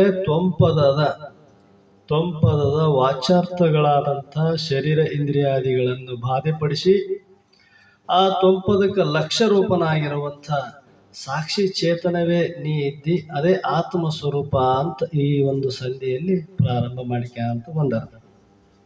ಈ ಸೂತ್ರದಲ್ಲಿ ಮಂಗಲವನ್ನು ಹೇಳಿ ಇಲ್ಲಿ ತನ್ನ ಇಷ್ಟ ದೇವತಾ ರೂಪ ಮಂಗಲವನ್ನು ಮಾಡಿ ಗುರುಗಳ ಸಾಮರ್ಥ್ಯವನ್ನು, ಬರೇ ಗುರುಗಳನ್ನು ಹೊಗಳೋದಲ್ಲ, ಗುರುಗಳ ಸಾಮರ್ಥ್ಯವನ್ನು ಅದನ್ನು ನಾ ಹೇಳ್ತೀನಿ ಅಂತ ಹೇಳ್ತಾನೆ. ಹೆಂಗ? ನೋಡಿ ಕೆಲರಂ ಮಾತನಾಡಿ ಕೆಲರಂ ಮುಟ್ಟಿ ಕೂಡೆ ಕೆಲರ ಜೀವರನ್ನು ದೇವರಾಗಿ ಮಿಗೆ ಮಾಡುವ ಆಚಾರ್ಯ ಶರಣಾಗು ಅಂತ 2ನೇ ನುಡಿಯಲ್ಲಿ ಹೇಳ್ತಾನೆ. ಹೇ ಗುರುನಾಥ, ನೋಡಿ ಕೆಲರಂ ಅಂತ ಹೇಳ್ತಾನೆ. ನೋಡಿ ಕೆಲರಂ ಅಂದ್ರೆ ಕೇವಲ ನೋಟ ಮಾತ್ರದಿಂದ ಈಕ್ಷಿಸಿ. ಮಹಾತ್ಮರು ಯಾರು ಅಂತ ಬಲ್ಲಂಥ ಜ್ಞಾನಿಗಳ ಯಾರು ಬ್ರಹ್ಮನಿಷ್ಠರು ಇದ್ದಾರ, ಆ ಬ್ರಹ್ಮನಿಷ್ಠರ ದೃಷ್ಟಿ ಅನ್ನುವಂಥದ್ದು ಹೇಗದ ಅಂದ್ರೆ ಕೇವಲ ದೃಷ್ಟಿ ಬಿದ್ದ ತಕ್ಷಣ ಅವರ ದೃಷ್ಟಿಯಿಂದ ಅವನ ಉದ್ಧಾರ ಮಾಡುವಂಥ, ಶಿಷ್ಯನ ಉದ್ಧಾರ ಮಾಡುವಂಥ ಸಾಮರ್ಥ್ಯ ಆ ಗುರುಗಳಲ್ಲಿ ಐತಿ ಅಂತ ಹೇಳ್ತಾನೆ. ಅದನ್ನ ಹೇಳಕತ್ತಾನೆ ಶಿಷ್ಯ. ನೋಡಿ ಕೆಲರ ಚಕ್ಷುಕ ದೀಕ್ಷೆ ಅಂತಾರೆ ಇದಕ್ಕೆ, ಚಾಕ್ಷುಕ ದೀಕ್ಷೆ ಅಂತ. 4 ವಿಧದ ದೀಕ್ಷೆಗಳು ಉಂಟು: ಸ್ಪರ್ಶ ದೀಕ್ಷಾ, ಮಂತ್ರ ದೀಕ್ಷೆ, ಬೋಧ ದೀಕ್ಷೆ ಮತ್ತು ಚಾಕ್ಷುಕ ದೀಕ್ಷೆ ಅಂತ. ಕೇವಲ ನೋಟ ಮಾತ್ರದಿಂದ ಅವ್ರ ದೃಷ್ಟಿ ಬಿತ್ತು ಅಂತಂದ್ರೆ ಅವ್ರನ್ನೇನಪ್ಪ ಮಿಗೆ ದೇವರನ್ನಾಗಿ ಮಾಡುವ ಆಚಾರ್ಯ. ದೇವರನ್ನಂದ್ರೆ ನೀ ಬ್ರಹ್ಮ ಸ್ವರೂಪನ್ನ ಮಾಡ್ತಕ್ಕಂಥ ಸಾಮರ್ಥ್ಯ ಆ ಮಹಾತ್ಮರಲ್ಲಿ ಉಂಟು ಅಂತ ಹೇಳ್ತಾನೆ. ಮತ್ತೆ ನೋಡಿದ ಮಾತ್ರಕ್ಕೆ ಇವನು ಬ್ರಹ್ಮ ಆಗ್ಬೇಕಾಗಿದ್ರೆ ಇವನೆಷ್ಟು ಜನ್ಮ ಇವನು ಸೇವೆ ಮಾಡಿ ಆ ಗುರುವಿನ ಕೃಪೆಯನ್ನು ಪಡೆದಿರಬೇಕು. ಸುಮ್ಮನೆ ಆಗ್ತದೆ ಎಲ್ಲರಿಗೆ. ಎಲ್ಲೇ ಒಬ್ಬರು ಗುರುನಾಥರೂಢರಂತರು ಕೇವಲ ನೋಟ ಮಾತ್ರದಿಂದಲ್ಲ, ಅವರು ಅಂಥ ಸಾಮರ್ಥ್ಯ ಬರಬೇಕಾದ್ರೆ ಎಲ್ಲರಿಗಿಲ್ಲ. ಅದರಲ್ಲಿ ಹೇಳ್ತಾನ ಇಂಥ ಒಂದು ಸಾಮರ್ಥ್ಯ ನಿನ್ನಲ್ಲಿ ಉಂಟು ಅಂತ. ನೋಡಿ ಕೆಲರಂ ಮತ್ತೆ ಮಾತನಾಡಿ ಕೆಲರಂ. ಈಗೇನು ನಡೆದದಲ್ಲ ಇದು, ಏನು ನಡೆದದ? ಮಾತಾಡೋದೇ ನಡೆದ. ಮಾತನಾಡಿ ಅವರು ಮಾತಾಡ್ತಾರ, ನಾವು ಕೇಳ್ತೀವಿ. ನಾವು ಮಾತಾಡ್ತೀವಿ, ಅದನ್ನು ಅವ್ರು ಕೇಳಿ ನಮಗೆ ಮಾತಾಡ್ತಾರೆ. ನಡೀತದಿಲ್ಲ ಇಲ್ಲಿ ಬೋಧ ದೀಕ್ಷೆ ಇದು. ಇದರಲ್ಲಿ ಏನದ? ಹೇಳೋದು ಕೇಳೋದದ, ಶಿಷ್ಯಂದು ಕೇಳೋದದ, ಗುರುವಿಂದ ಹೇಳೋದದ. ಮಾತನಾಡಿ ಮಿಗೆ ದೇವರನ್ನಾಗಿ ಮಾಡುವ, ಕೇವಲ ಮಾತಿನಿಂದ ನಮ್ಮ ಭವಬಂಧನವನ್ನು ಕಳೆಯುವಂಥ ಸಾಮರ್ಥ್ಯ ಗುರುಗಳಲ್ಲಿ ಉಂಟು ಅಂತ ಹೇಳ್ತಾನೆ. ಮಾತಿನಿಂದ ಹೇಗೆ ಬಂಧನ ಕಳಿತದ್ರಿ ಅಂದ್ರೆ ಎಲ್ಲರ ಮಾತಿನಿಂದ ಕಳೆದಲ್ಲಪ್ಪ. ಯಾರ ಅಂಥ ಮಾತುಗಳನ್ನು ತಿಳಿದಾರ ಅವರು ಮಾತಿನಿಂದ ನಮ್ಮ ಭವಬಂಧನ ಕಳಿತದೆ. ಎಲ್ಲರ ಮಾತು ಆಡ್ತಾರ. ಮಾತಾಡೋರು ಜಗತ್ತಿನ ಕಡಿಮೆ ಇದ್ದಾರೆ, ಸಾಕಾಗುವಷ್ಟು ಮಂದಿ ಮಾತಾಡೋರು ಇದ್ದಾರೆ. ಆದ್ರೆ ಆ ಮಾತಿನ ಮಹತ್ವವನ್ನು ತಿಳಿದು ಮಾತಾಡೋರು ಎಷ್ಟು ಮಂದಿ ಅಂದ್ರೆ ಎಲ್ಲೋ ಒಬ್ಬ ಜ್ಞಾನಿ, ಅವನಿಗೆ ಗೊತ್ತದ. ಅದಕ್ಕೆ ನಮಗೆ ಬರೇ ಮಾತು ಅಂತ ಕರೆದ್ರು, ಅದೇ ಅವ್ರ ಮಾತಿಗೆ ವಚನ ಅಂತ ಕರೆದಾರ. ನಿಜ ಹುಟ್ರೆ ಕರೆದಾರಲ್ಲ, ಶ್ರೀ ಗುರು ವಚನದಿಂದ ಅಧಿಕ ಸುದೆಯುಂಟೆ ಅಂತ. ವಚನ ಅಂದ್ರೆ ಏನ್ರಿ? ಮಾತು ಅಂದ್ರೆ ವಚನ, ಎರಡರ್ಥ ಒಂದೇ. ಆದ್ರೆ ವಚನ ಅಂತ ಅವ್ರಿಗೆ ವಿಶೇಷಣ ಕೊಟ್ರು. ಅವ್ರಿಗೆ ಯಾಕೆ ವಿಶೇಷಣ ಕೊಟ್ರು? ನಮಗೂ ಬರೇ ಮಾತೇ ಆದ್ವಿ ಹೊರತು ಅದಕ್ಕೆ ಏನು ಪ್ರಯೋಜನ ಆಗಲಿಲ್ಲ ಅಂತ. ಮುಂಜಾಳಿನ ಸಂಜೆತನ ಒಂದೇ ತಲೆ ಕುಂತಿ ಸಾವಿರಾರು ಮಾತಾಡು, ಇವೇ ಶಾಸ್ತ್ರದ ಮಾತಾಡು, ಏನನ್ನ ಈಟನ ಒಂದಿಷ್ಟು ಜ್ಞಾನ ಆಗ್ತದಂದ್ರೆ ಏನೇನಾಗ್ತದೆ. ಅದೇ ತಿಳಿದಂಥ ಜ್ಞಾನಿ ಒಂದು ಸ್ವಲ್ಪ ಮಾತಾಡಲಿ, ಅವನ ಹೃದಯ ಪರಿವರ್ತನೆ ಆಗ್ತದೆ, ಅವನ ಭಾವ ಪರಿವರ್ತನೆ ಆಗ್ತದೆ. ಯಾಕಂದ್ರೆ ಆ ಮಾತಿನಲ್ಲಿ ಅಷ್ಟು ಸಾಮರ್ಥ್ಯ ಅದಾವ್ರೆ. ಮಾತು ಎಲ್ಲರೂ ಆಡೋ ಮಾತಲ್ಲ, ಆದ್ರೆ ಜ್ಞಾನಿ ಆಡೋ ಮಾತು ಬೇರೆ. ಅವ್ರ ಮಾತು ಸ್ವಲ್ಪ ಇರ್ತಾವ, ಪರಿಣಾಮ ಭಾಳ ಇರ್ತದ. ನಮ್ಮ ಏನಿಲ್ಲಪ್ಪ, ಮಾತು ಭಾಳ ಇರ್ತಾವ, ಜಗಳ ಭಾಳ ಇರ್ತಾವ. ಬರೇ ತರ್ಕಕ್ಕ ವಾದಕ್ಕ ಆತವೆ ಹೊರತು ಮಾತುಗಳು ಪ್ರಯೋಜನ ಏನಾಗಲ್ಲ. ನಾವು ಮಾತಾಡಿದವನಿಗೆ ಏನಪ್ಪ ಸಂಕಟ ದುಃಖ ಆಯ್ತು, ಮತ್ತೆ ಮಾತು ಕೇಳಿದವನಿಗೂ ದುಃಖ ಆಯ್ತು ಅಂದ್ರೆ ಇವು ಮಾತು ಅಂತಾರೆ, ಇವು ಬರೇ ಮಾತು. ಅದಕ್ಕೆ ಒಬ್ರು ಈ ಮಾತಿಗೆ ಹೇಳ್ತಾರ ಅವರು, ಕಡೆಗೀಲಿಲ್ಲದೆ ಬಂಡಿ ಕೆಡಗಡುವುದೇ ಮಾಂಬುದೆ, ಕಡೆಗೀಲೆ ಬಂಡಿಗೆ ಆಧಾರ, ಕಡು ದರ್ಪವೇರಿದ ಒಡಲೆಂಬ ಈ ಬಂಡೆಗೆ, ಮೃಡ ಶರಣರ ನುಡಿಗಡಣವೇ ಕಡೆಗೀಲು ಕಾಣ ರಾಮನಾಥ ಅಂತ. ಮಾತು ಯಾರಿಗೆ ಪ್ರಯೋಜನ ಆದವು ಅಂದ್ರೆ ಅಂಥ ಜ್ಞಾನಿಗಳದ್ದು ಹೇಳಕತ್ತಾರ ಅವರು, ಅಂತ ಮಹಾತ್ಮರು ಮಾತು ಹೇಳಕತ್ತಾರ, ಸಾಮಾನ್ಯರದಲ್ಲ. ಕಡೆಗೀಲಿಲ್ಲದೆ ಬಂಡಿ ಕೆಡಗಡುವುದೇ ಮಾಂಬುದೆ. ಬಂಡಿಗೆ ಕಡಾಣಿ ಮಳೆ ಏಟಿರ್ತದ, ಸಣ್ಣದು ಅದು ಒಂದು ಸಣ್ಣ ಮಳೆ ಅಂತ ನಿರ್ಲಕ್ಷ್ಯ ಮಾಡಿದ್ರೆ ಬಂಡಿನೇ ಕೆಡಿ ಪಲ್ಟೆ ಆಗ್ತದೆ. ಬಂಡಿನೇ ನುಚ್ಚು ನೂರು ಮಾಡೋ ಸಾಮರ್ಥ್ಯ ಅದ. ಆ ಒಂದು ಮಳೆಗೆ ಹಾಕಲಿಲ್ಲ ಅದು ಹೆಂಗ ಮಳೆನೇ ಬಂಡಿಗೆ ಆಧಾರ ಆಯ್ತು, ಅದರಂತೆ ಇಲ್ಲಿ ಹೇಳ್ತಾರ ಅವರು, ಕಡು ದರ್ಪವೇರಿದ ಒಡಲೆಂಬ ಬಂಡೆಗೆ. ಯಾವುದು ಇದು? ಈ ಶರೀರ, ಇದ್ರಾಗ ಏನದ? ನಾನು ನನ್ನದು ಇವು ಎರಡೇ ತುಂಬ್ಯಾವ. ಇಂಥ ಒಡಲೆಂಬ ಬಂಡೆಗೆ ಇದಕ್ಕೆ ಏನು ಆಧಾರ ಅಂದ್ರೆ, ಈ ಬಂಡೆ ನಡಿಬೇಕಾಗಿತ್ತು ಸುರಕ್ಷಿತವಾಗಿ, ತನ್ನ ಜಾಗಕ್ಕೆ ಮುಟ್ಟಬೇಕಾಗಿತ್ತು ಅಂದ್ರೆ ಆ ಮಹಾತ್ಮರ ಮಾತುಗಳನ್ನು ಯಾರು ಆಧಾರವಾಗಿ ಇಟ್ಕೊಂಡಾರ ಅಂದ್ರೆ, ಹೆಂಗ ಮಳೆ ಹೆಂಗೆ ಇಟ್ಟಿವಿ ಆ ಬಂಡಿ ಗಾಲಿಗೆ, ಅದರಂಗ ಈ ಮಾತುಗಳನ್ನ ಯಾರು ಹೃದಯದಲ್ಲಿ ಇಟ್ಕೊಂಡು ಆ ಮಾತಿನಂಗೆ ನಡೀತಾರ ನೋಡಿ, ಅವ್ರ ಜೀವನ ಮಾತ್ರ ಸುರಕ್ಷಿತವಾಗಿ ನಡೀತದೆ.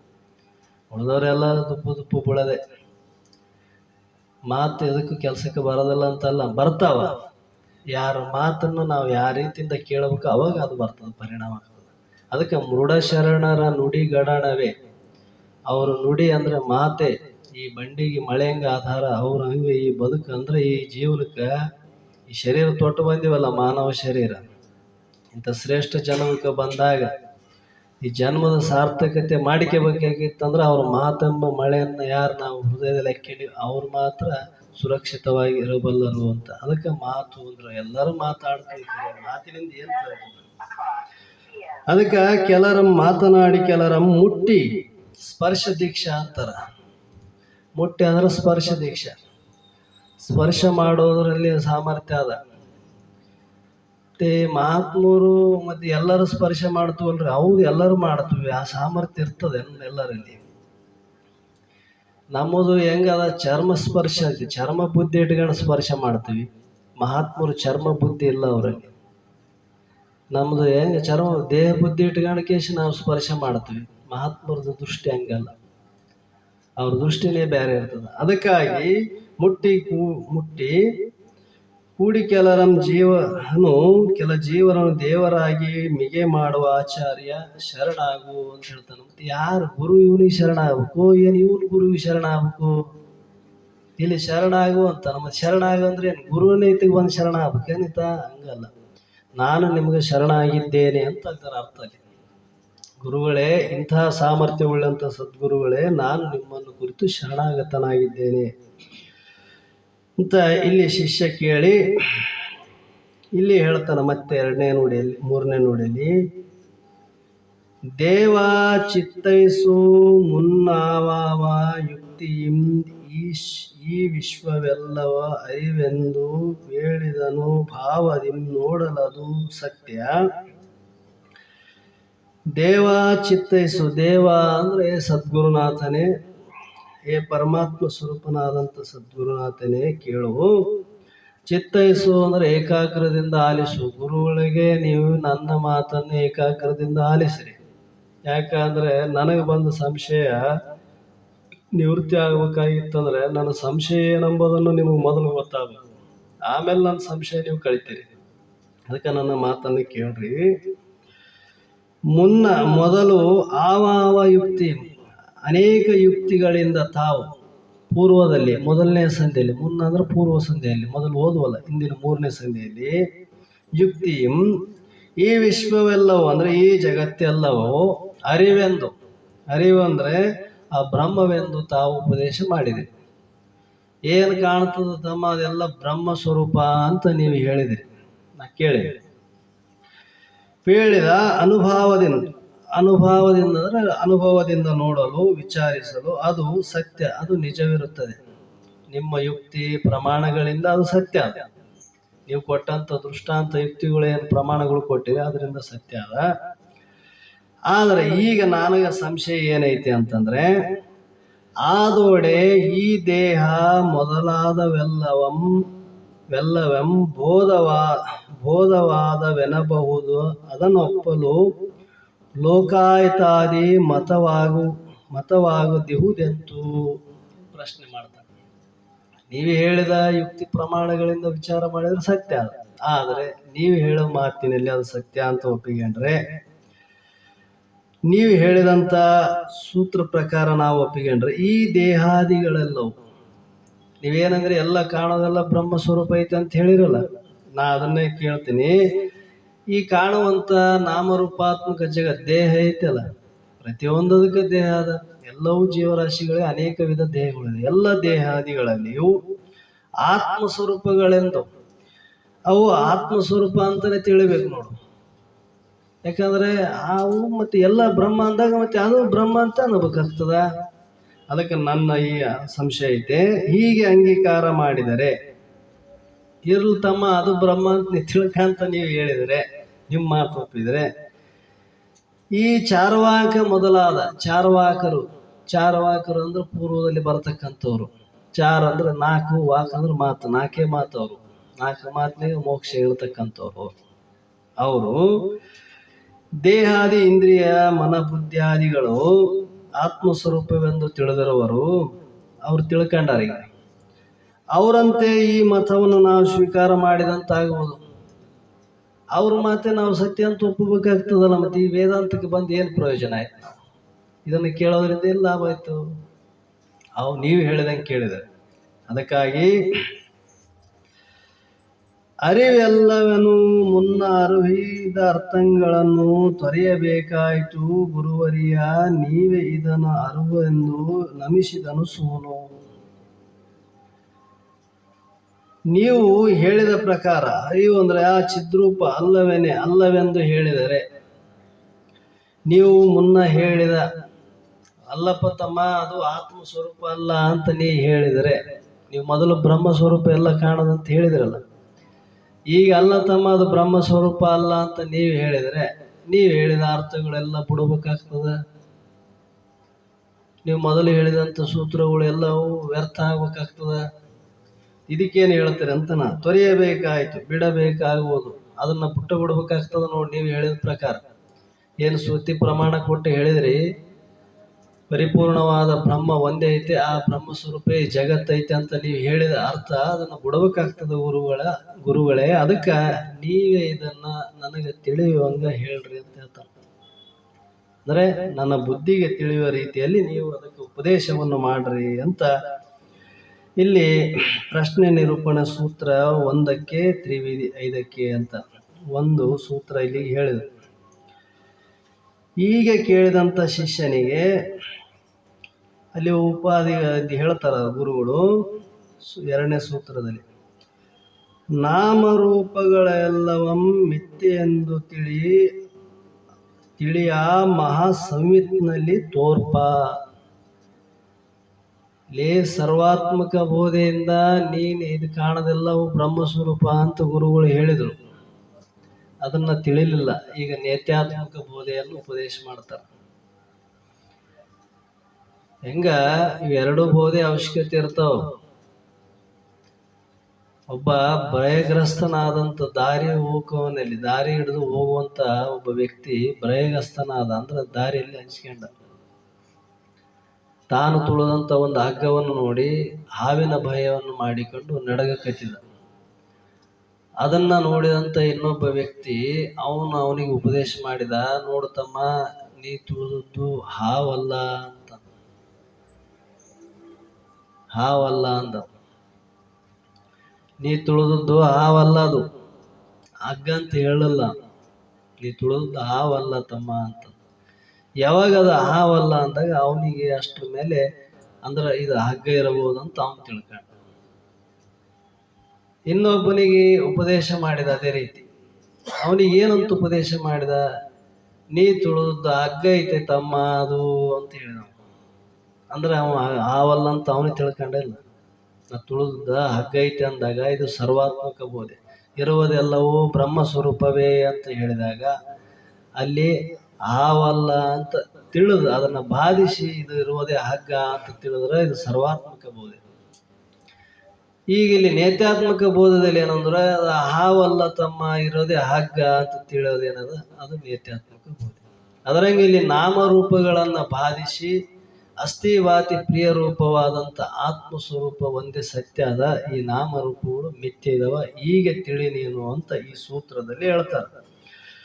ಆ ಮಹಾಸಂವಿತ್ನಲ್ಲಿ ಅಂದ್ರೆ ಅಖಂಡ ಚಿದ್ರೂಪ ಲಕ್ಷಣಾತ್ಮಕವಾದ ಬ್ರಹ್ಮದಲ್ಲಿ ಆ ಮಹಾಸಂವಿತ್ ಅಂದ್ರೆ ಸಂವಿತ್ ಅಂದ್ರೆ ಚಿದ್ರೂಪಾತ್ಮನು ಹೆಂಗ ಜ್ಞಾನ ಸ್ವರೂಪ ಎಲ್ಲವನ್ನು ಅರಿಯುವಂಥ ಏನು ಆತ್ಮ, ಅದಕ್ಕೆ ಚಿದ್ರೂಪ, ಆತ್ಮ, ಬ್ರಹ್ಮ, ಪರಮಾತ್ಮ, ದೇವರು, ಜೀವ ಅಂತ ಅನೇಕ ಶಬ್ದಗಳು ಪ್ರಯೋಗ ಮಾಡ್ಯಾರ. ಆದ್ರೆ ಒಂದೇ ವಸ್ತುವಿಗೆ ಏನು ಎಲ್ಲವನ್ನು ತಿಳಿತದ್ರಿ ಅಂದ್ರೆ ಎಲ್ಲ ಜಾಗ್ರ, ಸ್ವಪ್ನ, ಸುಪ್ತಿ, ತೂರ್ಯಾವಸ್ಥೆ ಪರ್ಯಂತರ ತಿಳಿಯುವಂಥ ಶುದ್ಧ ಅರಿವೇನದ ಆ ಅರಿವಿಗೆ ಆತ್ಮ ಅಂತ ಕರೆದಾರ. ಎಲ್ಲವನ್ನು ತಿಳಿತದಿಲ್ಲ ಅಂದ್ರೆ ಅನುಭವ ಎಲ್ಲರಿಗೂ ಅದ. ಜಾಗ್ರ, ಸ್ವಪ್ನ, ಸುಪ್ತಿ ಎಲ್ಲರೂ ತಿಳಿತೀವಲ್ಲ, ಇದು ಅನುಭವ ಐತಿಲ್ಲ. ಅದನ್ನ ತಿಳಿಯುವಂಥ ಶುದ್ಧ ಅರಿವು ಸ್ವರೂಪ ಏನದ ಅದು ಆ ಅರಿವು ಏನದ ಅಂಥ ಅರಿವು ರೂಪನಾದಂಥ ಬ್ರಹ್ಮನಲ್ಲಿ ತೋರ್ಪ ಅಂದ್ರೆ ತೋರುವ, ತೋರ್ತದಿಲ್ಲ. ಅದರಲ್ಲಿ ಹಗ್ಗದಲ್ಲಿ ಹಾವು ತೋರ್ತದಿಲ್ಲ, ಭ್ರಾಂತಿಯಿಂದ ತೋರ್ಯದ. ಆ ಭ್ರಾಂತಿನ ಅಳದಾಗ ಏನು ಉಳಿತದ? ಹಗ್ಗನೇ ಉಳಿತದ. ಅದರಂಗ ಅಧಿಷ್ಠಾನ ರೂಪವಾದ ಬ್ರಹ್ಮನಲ್ಲಿ ನಾಮರೂಪ ಕಲ್ಪಿತವಾಗಿರುವಂಥ ಈ ಜಗತ್ತು ತೋರ್ತದಂದ್ರು. ಅಂದ್ರೆ ಜಗತ್ತಿನಲ್ಲಿ ಪಂಚಲಕ್ಷಣ ಇದಾವ. ಜಗತ್ತಿನಲ್ಲಿ ನಾಮ, ರೂಪ, ಅಸ್ಥಿ, ಬಾತಿ, ಪ್ರಿಯ ಇವು 5 ಲಕ್ಷಣದಿಂದ ಕೂಡ್ಯಾವ. ಇದರಲ್ಲಿ ನಾಮ ರೂಪ ಮಾಯಾ ಅಂಶ ಇದಾವ, ಅಸ್ಥಿ ಬಾತಿ ಪ್ರಿಯ ರೂಪವಾದ ಆತ್ಮನಂಶ. ಇದು ಎಲ್ಲರಲ್ಲಿ ಪ್ರತ್ಯಕ್ಷ ಅನುಭವವಾದ, ಮತ್ತೆ ಅನನುಭವದ ಮಾತೇನು ಹೇಳಂಗಿಲ್ಲ. ಅಸ್ಥಿ ಅಂದ್ರೆ ಇದ್ದೇ ಇಲ್ಲ, ಮತ್ತೆ ನಾ ಇಲ್ಲ ಅಂತ ಯಾವನ ಹೇಳ್ತಾನ? ಮನೆಗೆ ಯಾರಿಲ್ಲಪ್ಪ ಅಂತ ಹೇಳ್ತಾನ, ಮತ್ತೆ ಹೇಳೋದು ನಾನಿಲ್ಲ, ನಾವಿಲ್ಲ ಅಂತ ನಾವು ಎಂದಾನ ಅಂತೀವಿ. ನನಗೆ ಅದಿಲ್ಲ, ಇದಿಲ್ಲ, ಏನಿಲ್ಲ, ಅದಿಲ್ಲ ಅಂತ ಹೇಳ್ತೀವಿ ಅಷ್ಟೇ ಹೊರತು ನಾನೇ ಇಲ್ಲಪ್ಪ ಅಂತ ಹೇಳಕ್ ಬರ್ತದೆ ಅನ್ನೋದು? ನಾನೇನು ಅಸ್ಥಿ ಯಾವಾಗಲೂ ಇರುವಂತ ತನ್ನ ಅಸ್ತಿತ್ವಕ್ಕೆ ಯಾವುದು ಬಾಧೆ ಇಲ್ಲ. ಅದಕ್ಕೆ 3 ಕಾಲದಲ್ಲಿ ತೋರುವಂತ ಏನು ಜಾಗ್ರ, ಸ್ವಪ್ನ, ಸುಪ್ತಿ 3 ಕಾಲ ಏನು ತೋರ್ತಕ್ಕ ಭೂತ, ಭವಿಷ್ಯತ್, ವರ್ತಮಾನ 3 ಕಾಲಗಳಲ್ಲಿ ಯಾವಾಗಲೂ ಬಿಡದೆ ತೋರುವಂಥ ಸ್ಥಿತಿ ಏನದ ಅದನ್ನು ನನ್ನ ಸ್ಥಿತಿ ಅಂದ್ರೆ ನಿನ್ನ ಸ್ಥಿತಿ ಅದ ಆತ್ಮನ ಸ್ಥಿತಿ ಐತಿ ಅಂತ ಹೇಳ್ತಾನೆ. ಅವನ ಅಸ್ತಿತ್ವಕ್ಕೆ ಯಾವ ಕಾಲಕ್ಕೆ ಬಂದಿಲ್ಲ. ನಾ ಇಲ್ಲ ಅನ್ನೋಂಗೆ ಇಲ್ಲ. ನಾನೇನಿ ಮೊದಲು ನಾನೇನೆಂಬುದು ಎಲ್ಲರಿಗೂ ಕಲ್ಪನಾ ಅದ. ಅದಕ್ಕೆ ಬಾಧೆ ಅಂದದೆ ತೋರುತ್ತೀಹೆ ಸತ್ಯ ಅಂತ ಹೇಳಿದ್ರು ಅವರು. ಯಾವಾಗೂ ತನಗ ಬಾಧೆ ಇಲ್ಲ. ತನ್ನಲ್ಲಿ ಅಭಾವ ಅನೇಕ ಅಭಾವಗಳಾಗ್ತವೆ. ತನಗ ಜಾಗ್ರ ಇದ್ದಾಗ ಜಾಗ್ರ ಸ್ವಪ್ನ ಅಭಾವ ಆಗ್ಯದ, ಸುಪ್ತಿ ಅಭಾವ ಆಗ್ಯದ. ಸ್ವಪ್ನದಲ್ಲಿದ್ದಾಗ ಜಾಗ್ರ ಸುಸುಪ್ತಿ ಅಭಾವ ಐತೆ. ಸುಸುಪ್ತಿಯಲ್ಲಿದ್ದಾಗ ಜಾಗ್ರ ಸ್ವಪ್ನ ಅಭಾವ ಇದಾವ. ತನ್ನಲ್ಲಿ ಇಂದ್ರಿಯಗಳ ಅಭಾವ ಇದಾವ, ಕರಣಗಳ ಅಭಾವ ಇದಾವ. ಇವೆಲ್ಲವನ್ನು ತಾನು ತಿಳಿತಾನೆ, ಆದ್ರೆ ತನಗೆ ಯಾವ ಅಭಾವ ಇಲ್ಲ. ಅದಕ್ಕೆ ಅಸ್ತಿತ್ವ ಅಂದ್ರೆ ಯಾವಾಗಲೂ ಇರುವಂಥ ಸದ್ರೂಪನಾದಂಥ ಅಸ್ತಿತ್ವ ಏನದ ಅದಕ್ಕೆ ಅಸ್ಥಿ ಅಂತ ಕರೆದು. ಇದು ಎಲ್ಲರ ಅನುಭವ. ಬಾತಿ ಅಂದರೆ ಬೆಳಗುವವನು. ಪ್ರತಿಯೊಂದು ವಸ್ತುವನ್ನ ತಿಳಿಯುವಂಥ ವಸ್ತು ಏನಾನ ಅವನು ನೀನೇ ಇದ್ದಿ. ಯಾವುದು ಇರ್ತದ ಅದೇ ತಿಳಿಯಾಕ ಬರ್ತದ. ಐತೆ ಅಂತ ತಿಳಿತದ, ಇದ್ದಿಲ್ಲ ಅಂದ್ರೆ ಏನ್ ತಿಳಿತದ? ಅಲ್ಲಿ ಇರೋದ್ರಿಂದ ನೀ ತಿಳಿತಿದ್ದಿ. ನೀ ಇರೋನು ಮತ್ತು ತಿಳಿಯೋನು. ಏನ್ ತಿಳಿತಿದ್ದ ಅಂದ್ರೆ ಎಲ್ಲವನ್ನು ನೀನೇ ತಿಳಿತಿದ್ದಿ. ತನ್ನ ತಿಳಿಯುವಂಥ ವಸ್ತು ಈ ಜಗತ್ನಾಗ ಇನ್ನೊಂದಿಲ್ಲ. ಯಾಕಂದ್ರೆ ಏನೇನು ತಿಳಿತಿದ ಅದೆಲ್ಲ ತಿಳಿಯೋನು ಇನ್ನೊಬ್ಬನ ಇದಾನ. ಜಾಗ್ರವನ್ನು ತಿಳಿದವನು, ಸ್ವಪ್ನವನ್ನು ತಿಳಿದವನು, ಸುಸುಪ್ತಿಯನ್ನು ತಿಳಿದವನು. ಸುಸುಪ್ತಿಯನ್ನು ಏನ್ ತಿಳಿತಾನ್ರಿ? ಮತ್ತೆ ಅಲ್ಲಿ ತಿಳಿದ್ರೆ ಯಾಕೆ ಹೇಳ್ತಾನೆ ಅದ್ದ ಮೇಲೆ ನನಗೆ ಏನು ಗೊತ್ತಿಲ್ಲ ಅಂತ ಹೇಳ್ತು ಇಲ್ಲ. ಏನ್ ನೋಡಿದಪ್ಪ ಅಂದ್ರೆ ಏನ್ ನೋಡಿ ಕತ್ಲು ಏನಿಲ್ಲ. ಹೆಂಗಿತ್ತು? ಆನಂದವಾಗಿದ್ದೆ. ಮತ್ತೆ ಈ ಆನಂದನ ತಿಳಿದವ್ರು ಯಾರಲ್ಲಿ? ಆನಂದ ಇತ್ತು ಅಂತ ನೀ ಹೇಳ್ಬೇಕಾದ್ರೆ ಅದರ ಅನುಭವವನ್ನು ನೀನು ವ್ಯಕ್ತ ಮಾಡ್ಬೇಕಾದ್ರೆ ಅಲ್ಲಿ ಒಬ್ರು ಇದ್ದ ತಿಳಿದ ಹೇಳ್ಬೇಕಲ್ಲ ಇದು ಆನಂದ ಅಂತ. ಅಲ್ಲಿ ಭಾವ, ಆನಂದದ ಭಾವ ಹೇಳ್ತಾನ, ಅಭಾವ ಇಂದ್ರಿಯಗಳ ಅಭಾವವನ್ನು ಹೇಳ್ತಾನ. ಹೇಳುವಂಥವನು ತಾನು ಮಾತ್ರ ಅರುಸೋತು ತಾನು ಕಡೆಗೆ. ಅದಕ್ಕಾಗಿ ನೀ ಭಾತಿ ಅಂದ್ರೆ ಬೆಳಗುವನು, ಅಸ್ಥಿ ಭಾತಿ ಪ್ರಿಯ ಅಂದ್ರೆ ಪರಮ ಪ್ರೇಮ ಸ್ವರೂಪನೇ ಆತ್ಮನು. ಅದಕ್ಕೆ ಬ್ರಹ್ಮಜ್ಞಾನಿಗಳು ಜಗತ್ತಿನಲ್ಲಿ ರಾಗದ್ವೇಷ ರಹಿತರಾಗಿದ್ರು ಅವರು. ಇವತ್ತಿಗೆ ಅಜ್ಞಾನಿಗಳು ಯಾವತ್ತೂ ಅವರಲ್ಲಿ ರಾಗದ್ವೇಷ ಇರಂಗಿಲ್ಲ. ಯಾಕಂದ್ರೆ ಅವರು ಎಲ್ಲದರಲ್ಲಿ ತಮ್ಮ ಸ್ವರೂಪವನ್ನು ಕಾಣ್ತಾರೆ. ಯಾಕ? ಆತ್ಮ ಅಂದ್ರೆ ಆನಂದ ಸ್ವರೂಪ ಇದೆ. ನಾವು ಆನಂದ ಸ್ವರೂಪ ಇರೋದ್ರಿಂದಾನೇ ಆನಂದದ ಅಪೇಕ್ಷೆ ಮಾಡ್ತೀವಿ. ಆದ್ರೆ ಆ ಆನಂದ ನಮ್ಮ ಸ್ವರೂಪ ಐತೆ ಅಂತ ನಮ್ಗೆ ಗೊತ್ತಿಲ್ಲ ಅಷ್ಟೇ. ಇಲ್ಲಾಂದ್ರೆ ನಾವ್ಯಾಕೆ ಹುಡುಕ ಕೂತಿದ್ವಿ ಆನಂದ? ಆಯಾ ಬುದ್ಧಿ, ಆಯಾ ಸಂಸ್ಕಾರಕ್ಕೆ ಅನುಗುಣವಾಗಿ ಬೇರೆ ಬೇರೆ ವಸ್ತುವಿನಲ್ಲಿ ತಿಳುವಳಿಕೆ ಇಲ್ಲದೆ ಅನೇಕ ರೀತಿ ಹುಡುಕಬಹುದು. ಆದ್ರೂ ಉದ್ದೇಶ ಏನದ? ಆನಂದವನ್ನೇ ಪಡಿಬೇಕನ್ನೋದು ಎಲ್ಲರ ಉದ್ದೇಶ. ಯಾಕೆ? ತಾನು ಆನಂದ ಸ್ವರೂಪ ಇದಾನಂತ ಆನಂದ ಹುಡುಕ್ತಾನೆ. ಯಾರು ಏನು ಕಳ್ಕೊಂಡಾರ ಅದನ್ನೇ ಹುಡುಕ್ತಾರ, ಏನು ಬೇರೆ ಬೇರೆ ಹುಡುಕ್ತಾರ? ಕಳ್ಕೊಂಡ ವಸ್ತುನೇ ಹುಡುಕೋ ಪ್ರಯತ್ನ ಮಾಡ್ತೀವಿ. ನಾವ್ ಏನ್ ಕಳ್ಕೊಂಡಿವಿ? ಆನಂದ ಕಳ್ಕೊಂಡಿವಿ. ಎಲ್ಲಿ ಅದ ಆನಂದ? ತನ್ನಲ್ಲೇ ಅದ ಆನಂದ. ಆದ್ರೆ ತನ್ನ ಅನುಭವಕ್ಕಿಲ್ಲ ಅದು. ನಾವೇನ್ ತಿಳ್ಕೊಂಡಿವಿ? ಬೇರೆ ಬೇರೆದ್ರಾಗ ಐತೆ ಆನಂದ ಅಂತ. ಏನಪ್ಪ, ರೊಕ್ಕದಾಗ ಐತೆ, ಸ್ತ್ರೀಯಾಗೈತೆ, ಮಣ್ಣಿನಾಗೈತೆ, ಎದ್ರಾಗ ಐತೆ ಅಂತ ಬರೇ ಹೊರಗ ಹೊಂಟಿವಿ ಹೊರತು ನಮ್ಮೊಳಗ ಅದ ಆನಂದ ಐತೆ ಅಂತ ನಮ್ಗೆ ಅನುಭವ ಇಲ್ಲ. ಮತ್ತೆ ತಾನೇ ತನ್ನ ಮೇಲೆ ಪ್ರಿಯ. ಮತ್ತೆ ನಮ್ಮ ಮೇಲೆ ನಮ್ಗೆ ಎಂದನ ಕೋಪ ಬಂದದ? ತನ್ನ ಶರೀರ ಮೇಲೆ ಬರಬಹುದು, ತನ್ನ ಇಂದ್ರಿಯಗಳ ಮೇಲೆ ಬರಬಹುದು, ತನ್ನ ಮೇಲೆ ತಾನು ಪ್ರಿಯ. ಆತ್ಮನು ಪರಮ ಪ್ರೇಮ ಸ್ವರೂಪ. ತನ್ನ ಪ್ರೀತಿಗೆ ಏನಾನ ಭಂಗ ಬರ್ತಂತ ಗೊತ್ತಾದ್ರೆ ಎಲ್ಲ ತ್ಯಾಗ ಮಾಡ್ತೀವಿ ನಾವು. ಇಷ್ಟೇ ಅಲ್ಲ, ಶರೀರ ಸಮೇತ ತ್ಯಾಗ ಮಾಡ್ಯಾರ ಎಷ್ಟೋ ಮಂದಿ. ಯಾಕ? ಮತ್ತೆ ಶರೀರ ನಾಶ ಮಾಡ್ಕೊಂಡ್ರೆ ನಾ ಆರಾಮಿರ್ತಾನಂತ ತಿಳಿದು ಮಾಡ್ಯಾನಂದ್ರ ತನ್ನ ಮೇಲೆ ತಾನು ಆನಂದ ಸ್ವರೂಪ ಇದಾನಂತ ಅರ್ಥ ಇಲ್ಲ. ಎಷ್ಟೋ ಮಂದಿ ಶರೀರ ತ್ಯಾಗ ಮಾಡ್ಯಾರ, ಹೆಂಗ ಮಾಡುವಲ್ರಕ್ಕ. ಆದ್ರ ಉದ್ದೇಶ ಏನದ? ಶರೀರವನ್ನ ಆನಂದವಾಗಿರ್ತೀನಿ ಎಂಬ ಉದ್ದೇಶ. ಅಂದ್ರೆ ತನ್ನ ಮೇಲೆ ತಾನ ಪ್ರಿಯ ಸ್ವರೂಪನು. ಅದಕ್ಕೆ ಅವರು ಈ ದೃಷ್ಟಿಯಿಂದ ಹೇಳಿಕೆ ಅಂತ ಬಂದಾರ. ಅವರು ಆತ್ಮ ಯಾವಾಗಲೂ ಆನಂದ ಸ್ವರೂಪ ಇದ್ದಾನ. ಇಂಥ ಆತ್ಮವನ್ನು ತಿಳಿದ್ರೆ ಅವರಲ್ಲಿ ಯಾವುದು ಇರಂಗಿಲ್ಲ ಈ ಭೇದ. ಅದಕ್ಕೆ ಈ ಜಗತ್ತಿನಲ್ಲಿ ತೋರುವಂತ ಈ ಮೂರು ಲಕ್ಷಣ ಏನಿದೆ, ಅಸ್ಥಿ, ಭಾತಿ, ಪ್ರಿಯ ರೂಪ, ಇವು ಆತ್ಮನಂಶ. ಅಂದ್ರೆ ನಮ್ಮ ಸ್ವರೂಪ ಐತೆ. ಈ ನಾಮರೂಪ ಏನೈತೆ, ನಾಮ ಅಂದ್ರೆ ಒಂದು ಹೆಸರು, ಒಂದು ರೂಪ ಅಂದ್ರೆ ತನ್ನದೇ ಆದಂತ ಒಂದು ಆಕಾರ ಐತೆ ನೋಡಿ ಶರೀರಕ್ಕೆ. ಆಯಾ ಶರೀರ ಇವು ಎಲ್ಲವೂ ಮಾಯಾಂಶವಾಗಿರುವುದರಿಂದ ಇಂಥ ಮಾಯಾರೂಪವಾದಂತಹ ಏನು ಆ ಸಂವಿತ್ ರೂಪನಾದ ತನ್ನಲ್ಲಿ ಅಂದ್ರೆ ಆ ಪರಬ್ರಹ್ಮ ಸ್ವರೂಪ ತಾನೇ ಇದನ್ನಲ್ಲ, ಸಾಕ್ಷಿ ಚೇತನ, ತನ್ನಲ್ಲಿ ತೋರುವಂತಹ ಈ ನಾಮರೂಪವು ನಿತ್ಯವೆಂದು ಸುಳ್ಳಂತ ತಿಳ್ಕಂದ್ರ ಅವ್ರು.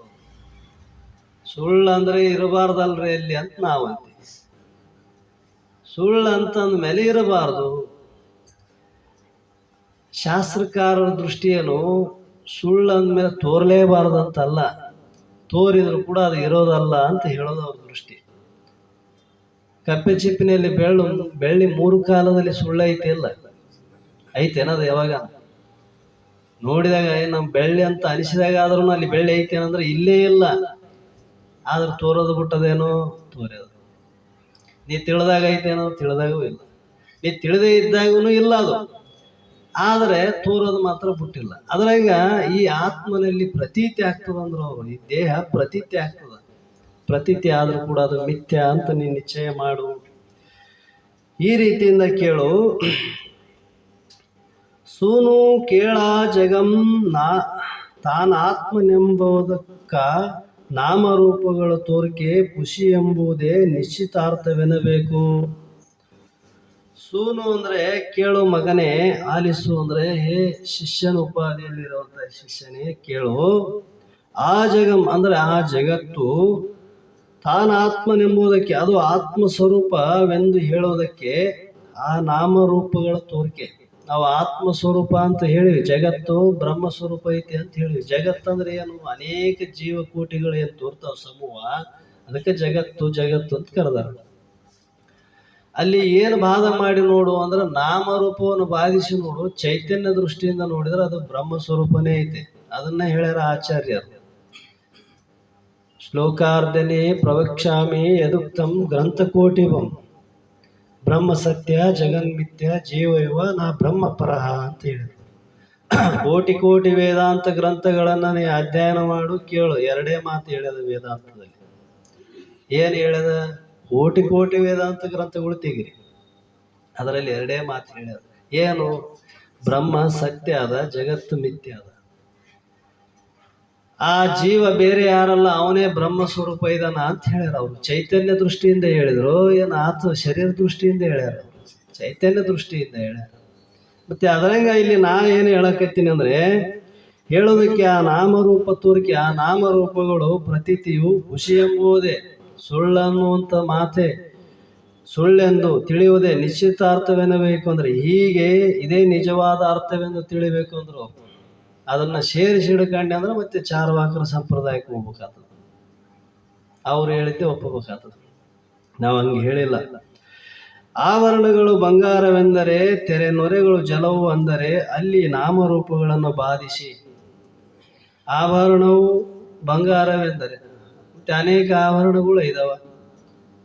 ಆಭರಣ ದೃಷ್ಟಿ ಯಾರಿಗೆ ಐತೆ ಅವ್ರಿಗೆ ಭೇದ ಕಾಡ್ತದ, ಬಂಗಾರ ದೃಷ್ಟಿ ಯಾರಿಗೆ ಐತೆ ಅವ್ರಿಗೆ ಅಭೇದ ಐತೆ. ಯಾವನೋ ಒಬ್ಬನು ತನಗ ಕಷ್ಟ ಕಾಲದಾಗ, ಅವಾಗ ಶ್ರೀಮಂತಿಕೆ ಇದ್ದಾಗ ಒಂದು ಬಂಗಾರದ್ದು ಒಂದು ಬಸವಣ್ಣ ಮಾಡಿಸಿದ್ದ, ಒಂದು ಪರಮಾತ್ಮನ ಮಾಡಿಸಿಟ್ಟಿದ್ದಂತ. ಶ್ರೀಮಂತಿ ಇದ್ದಾಗ ಕಷ್ಟ ಕಾಲ ಬಂತು, ಮತ್ತೆ ಮಾರ್ಬೇಕಾಯ್ತದೆ. ದೇವರಾದ್ರೆ ಯಾರಾದ್ರೆ ಅವಾಗ ಮಾರಕ್ಕಂತೂ ಹೋದವ ಬಂಗಾರದ ಅಂಗಡಿ. ಆ ಅಂಗಡಿಯವನಿಗೆ ಹೋಗಿ ಹೇಳಿದಂತ, ಈ ಬಸವಣ್ಣಗೆ ಎಷ್ಟು, ಈ ಪರಮಾತ್ಮಗೆ ಎಷ್ಟು ಬೆಲೆ ಕಟ್ರ. ಅವು ಎರಡು ಒಂದೇ ತೂಕದವೇ ಇದ್ವು, ಅದ್ರಾಗ ಹೆಚ್ಚು ಕಡಿಮೆ ಏನು ಇರಲಿಲ್ಲ ಬಂಗಾರದಲ್ಲಿ. ಅವ ಅಂದ, ಇದಕ್ಕೆ ನೋಡಪ್ಪ, ಇದಕ್ಕೆ ಎಷ್ಟು 10,000 ರೂಪಾಯಿ ದಾಣಿ ಐತಿ, ಇದಕ್ಕೂ ಅಷ್ಟೇ 10,000 ರೂಪಾಯಿ. ಅವನು ಮಾರಕ್ ಹೋದನಂತ ಭಾಳ ಶಾಣೆ ಅಂತ ತಿಳ್ಕೊಂಡ್ರೆ ಈ ಅಂಗಡಿಗೆ ಬಂದಿದ್ದೆ, ನಿನ್ನಷ್ಟು ಮೂರ್ಖ ಯಾರಿಲ್ಲ. ಅಲ್ಲೋ, ಪರಮಾತ್ಮನ ವಾಹನಕ್ಕೆ ಅದೇ ಬೆಲೆ, ಪರಮಾತ್ಮಗೂ ಅದೇ ಬೆಲೆ. ನಿನಗೆ ಯಾವ ಬುದ್ಧಿ ಇಲ್ಲ, ಸರಿ, ನಿನಗೆ ವ್ಯಾಪಾರ ಜ್ಞಾನ ಇಲ್ಲ ಅನ್ನೋದು. ಇವನೇನು ನೋಡ್ಯಾನ? ನಾಮರೂಪ ನೋಡ್ಯಾನ ಮಾರೋನು. ಅವನೇನು ನೋಡ್ಯಾನ? ಬಂಗಾರ ನೋಡ್ಯಾನ. ಅವಾಗ ಇವನು ತಿಳ್ಕೊಂಡ, ಇವನಿಗೆ ವ್ಯಾಪಾರನ ಮಾಡಕ್ ಬರೋದ್ರೆ ಎರಡಕ್ಕೆ ಒಂದೇ ಬೆಲೆ ಕಟ್ತಾನಂದ್ರೆ ದೊಡ್ಡದೇ ಯಾವ್ದು ಸಣ್ಣದೇ ಯಾವ್ದು ಗೊತ್ತಿಲ್ಲ ಅಂತಂದು ಬೇರೆ ಅಂಗಡಿಗೆ ಹೋದ ಅವ್ನು ಮಾರಕ್ಕೆ. ಅಲ್ಲಿಗೆ ಹೋದಾಗ ಅವ್ನು ಕೇಳಿದಂತ, ಏನಪ್ಪ ಮತ್ತೆ ಹಿಂಗೆ ಮಾರಕ್ಕೆ ಬಂದೀನಿ, ನಂದಲ್ಲಿ ಹಿಂಗೆ ಇದಾವ. ಯಾಕೆ ಆ ಅಂಗಡಿಯಾಗಲಿಂದ ಯಾಕೆ ಬಂದೆ? ಅವನಿಗೆ ವ್ಯಾಪಾರ ಬರಂಗಿಲ್ಲ, ಏನು ಬರಂಗಿಲ್ಲ. ಅವನಿಗೆ ಎರಡರ ಬೆಲೆ ಗೊತ್ತಿಲ್ಲ, ಪರಮಾತ್ಮ ಬೆಲೆ ಗೊತ್ತಿಲ್ಲ, ಅದ್ರ ವಾಹನದ ಎತ್ತಿನ ಬೆಲೆ ಗೊತ್ತಿಲ್ಲ. ಅವ ಎರಡಕ್ಕೆ ಒಂದೇ ಬೆಲೆ ಕಟ್ಟ್ಯಾನ ಅಂತ ತಿಳ್ಕೊಂಡ. ಇವನ್ ಬುದ್ಧಿಗೇಡಿದಾನ, ಇವನಿಗೆ ಗೊತ್ತಿಲ್ಲ ಇದರ ಮೂಲ ಸ್ವರೂಪ ಅಂತ ತಿಳ್ಕೊಂಡು, ಇದಕ್ಕೆ ಎಷ್ಟು ಬೆಲೆ, ಇದಕ್ಕೆ ಎಷ್ಟು ಬೆಲೆ. ಅವಾಗ ಅವನು ಹೇಳಿದಂತ, ಈ ಎತ್ತಿಗೆ 1 ರೂಪಾಯಿ, ಅದಕ್ಕೆ 10,000 ರೂಪಾಯಿ ಬೆಲೆ ಅಂತ. ನೀ ಬರೋಬರಿ ಹೇಳಿದಿ ನೋಡು.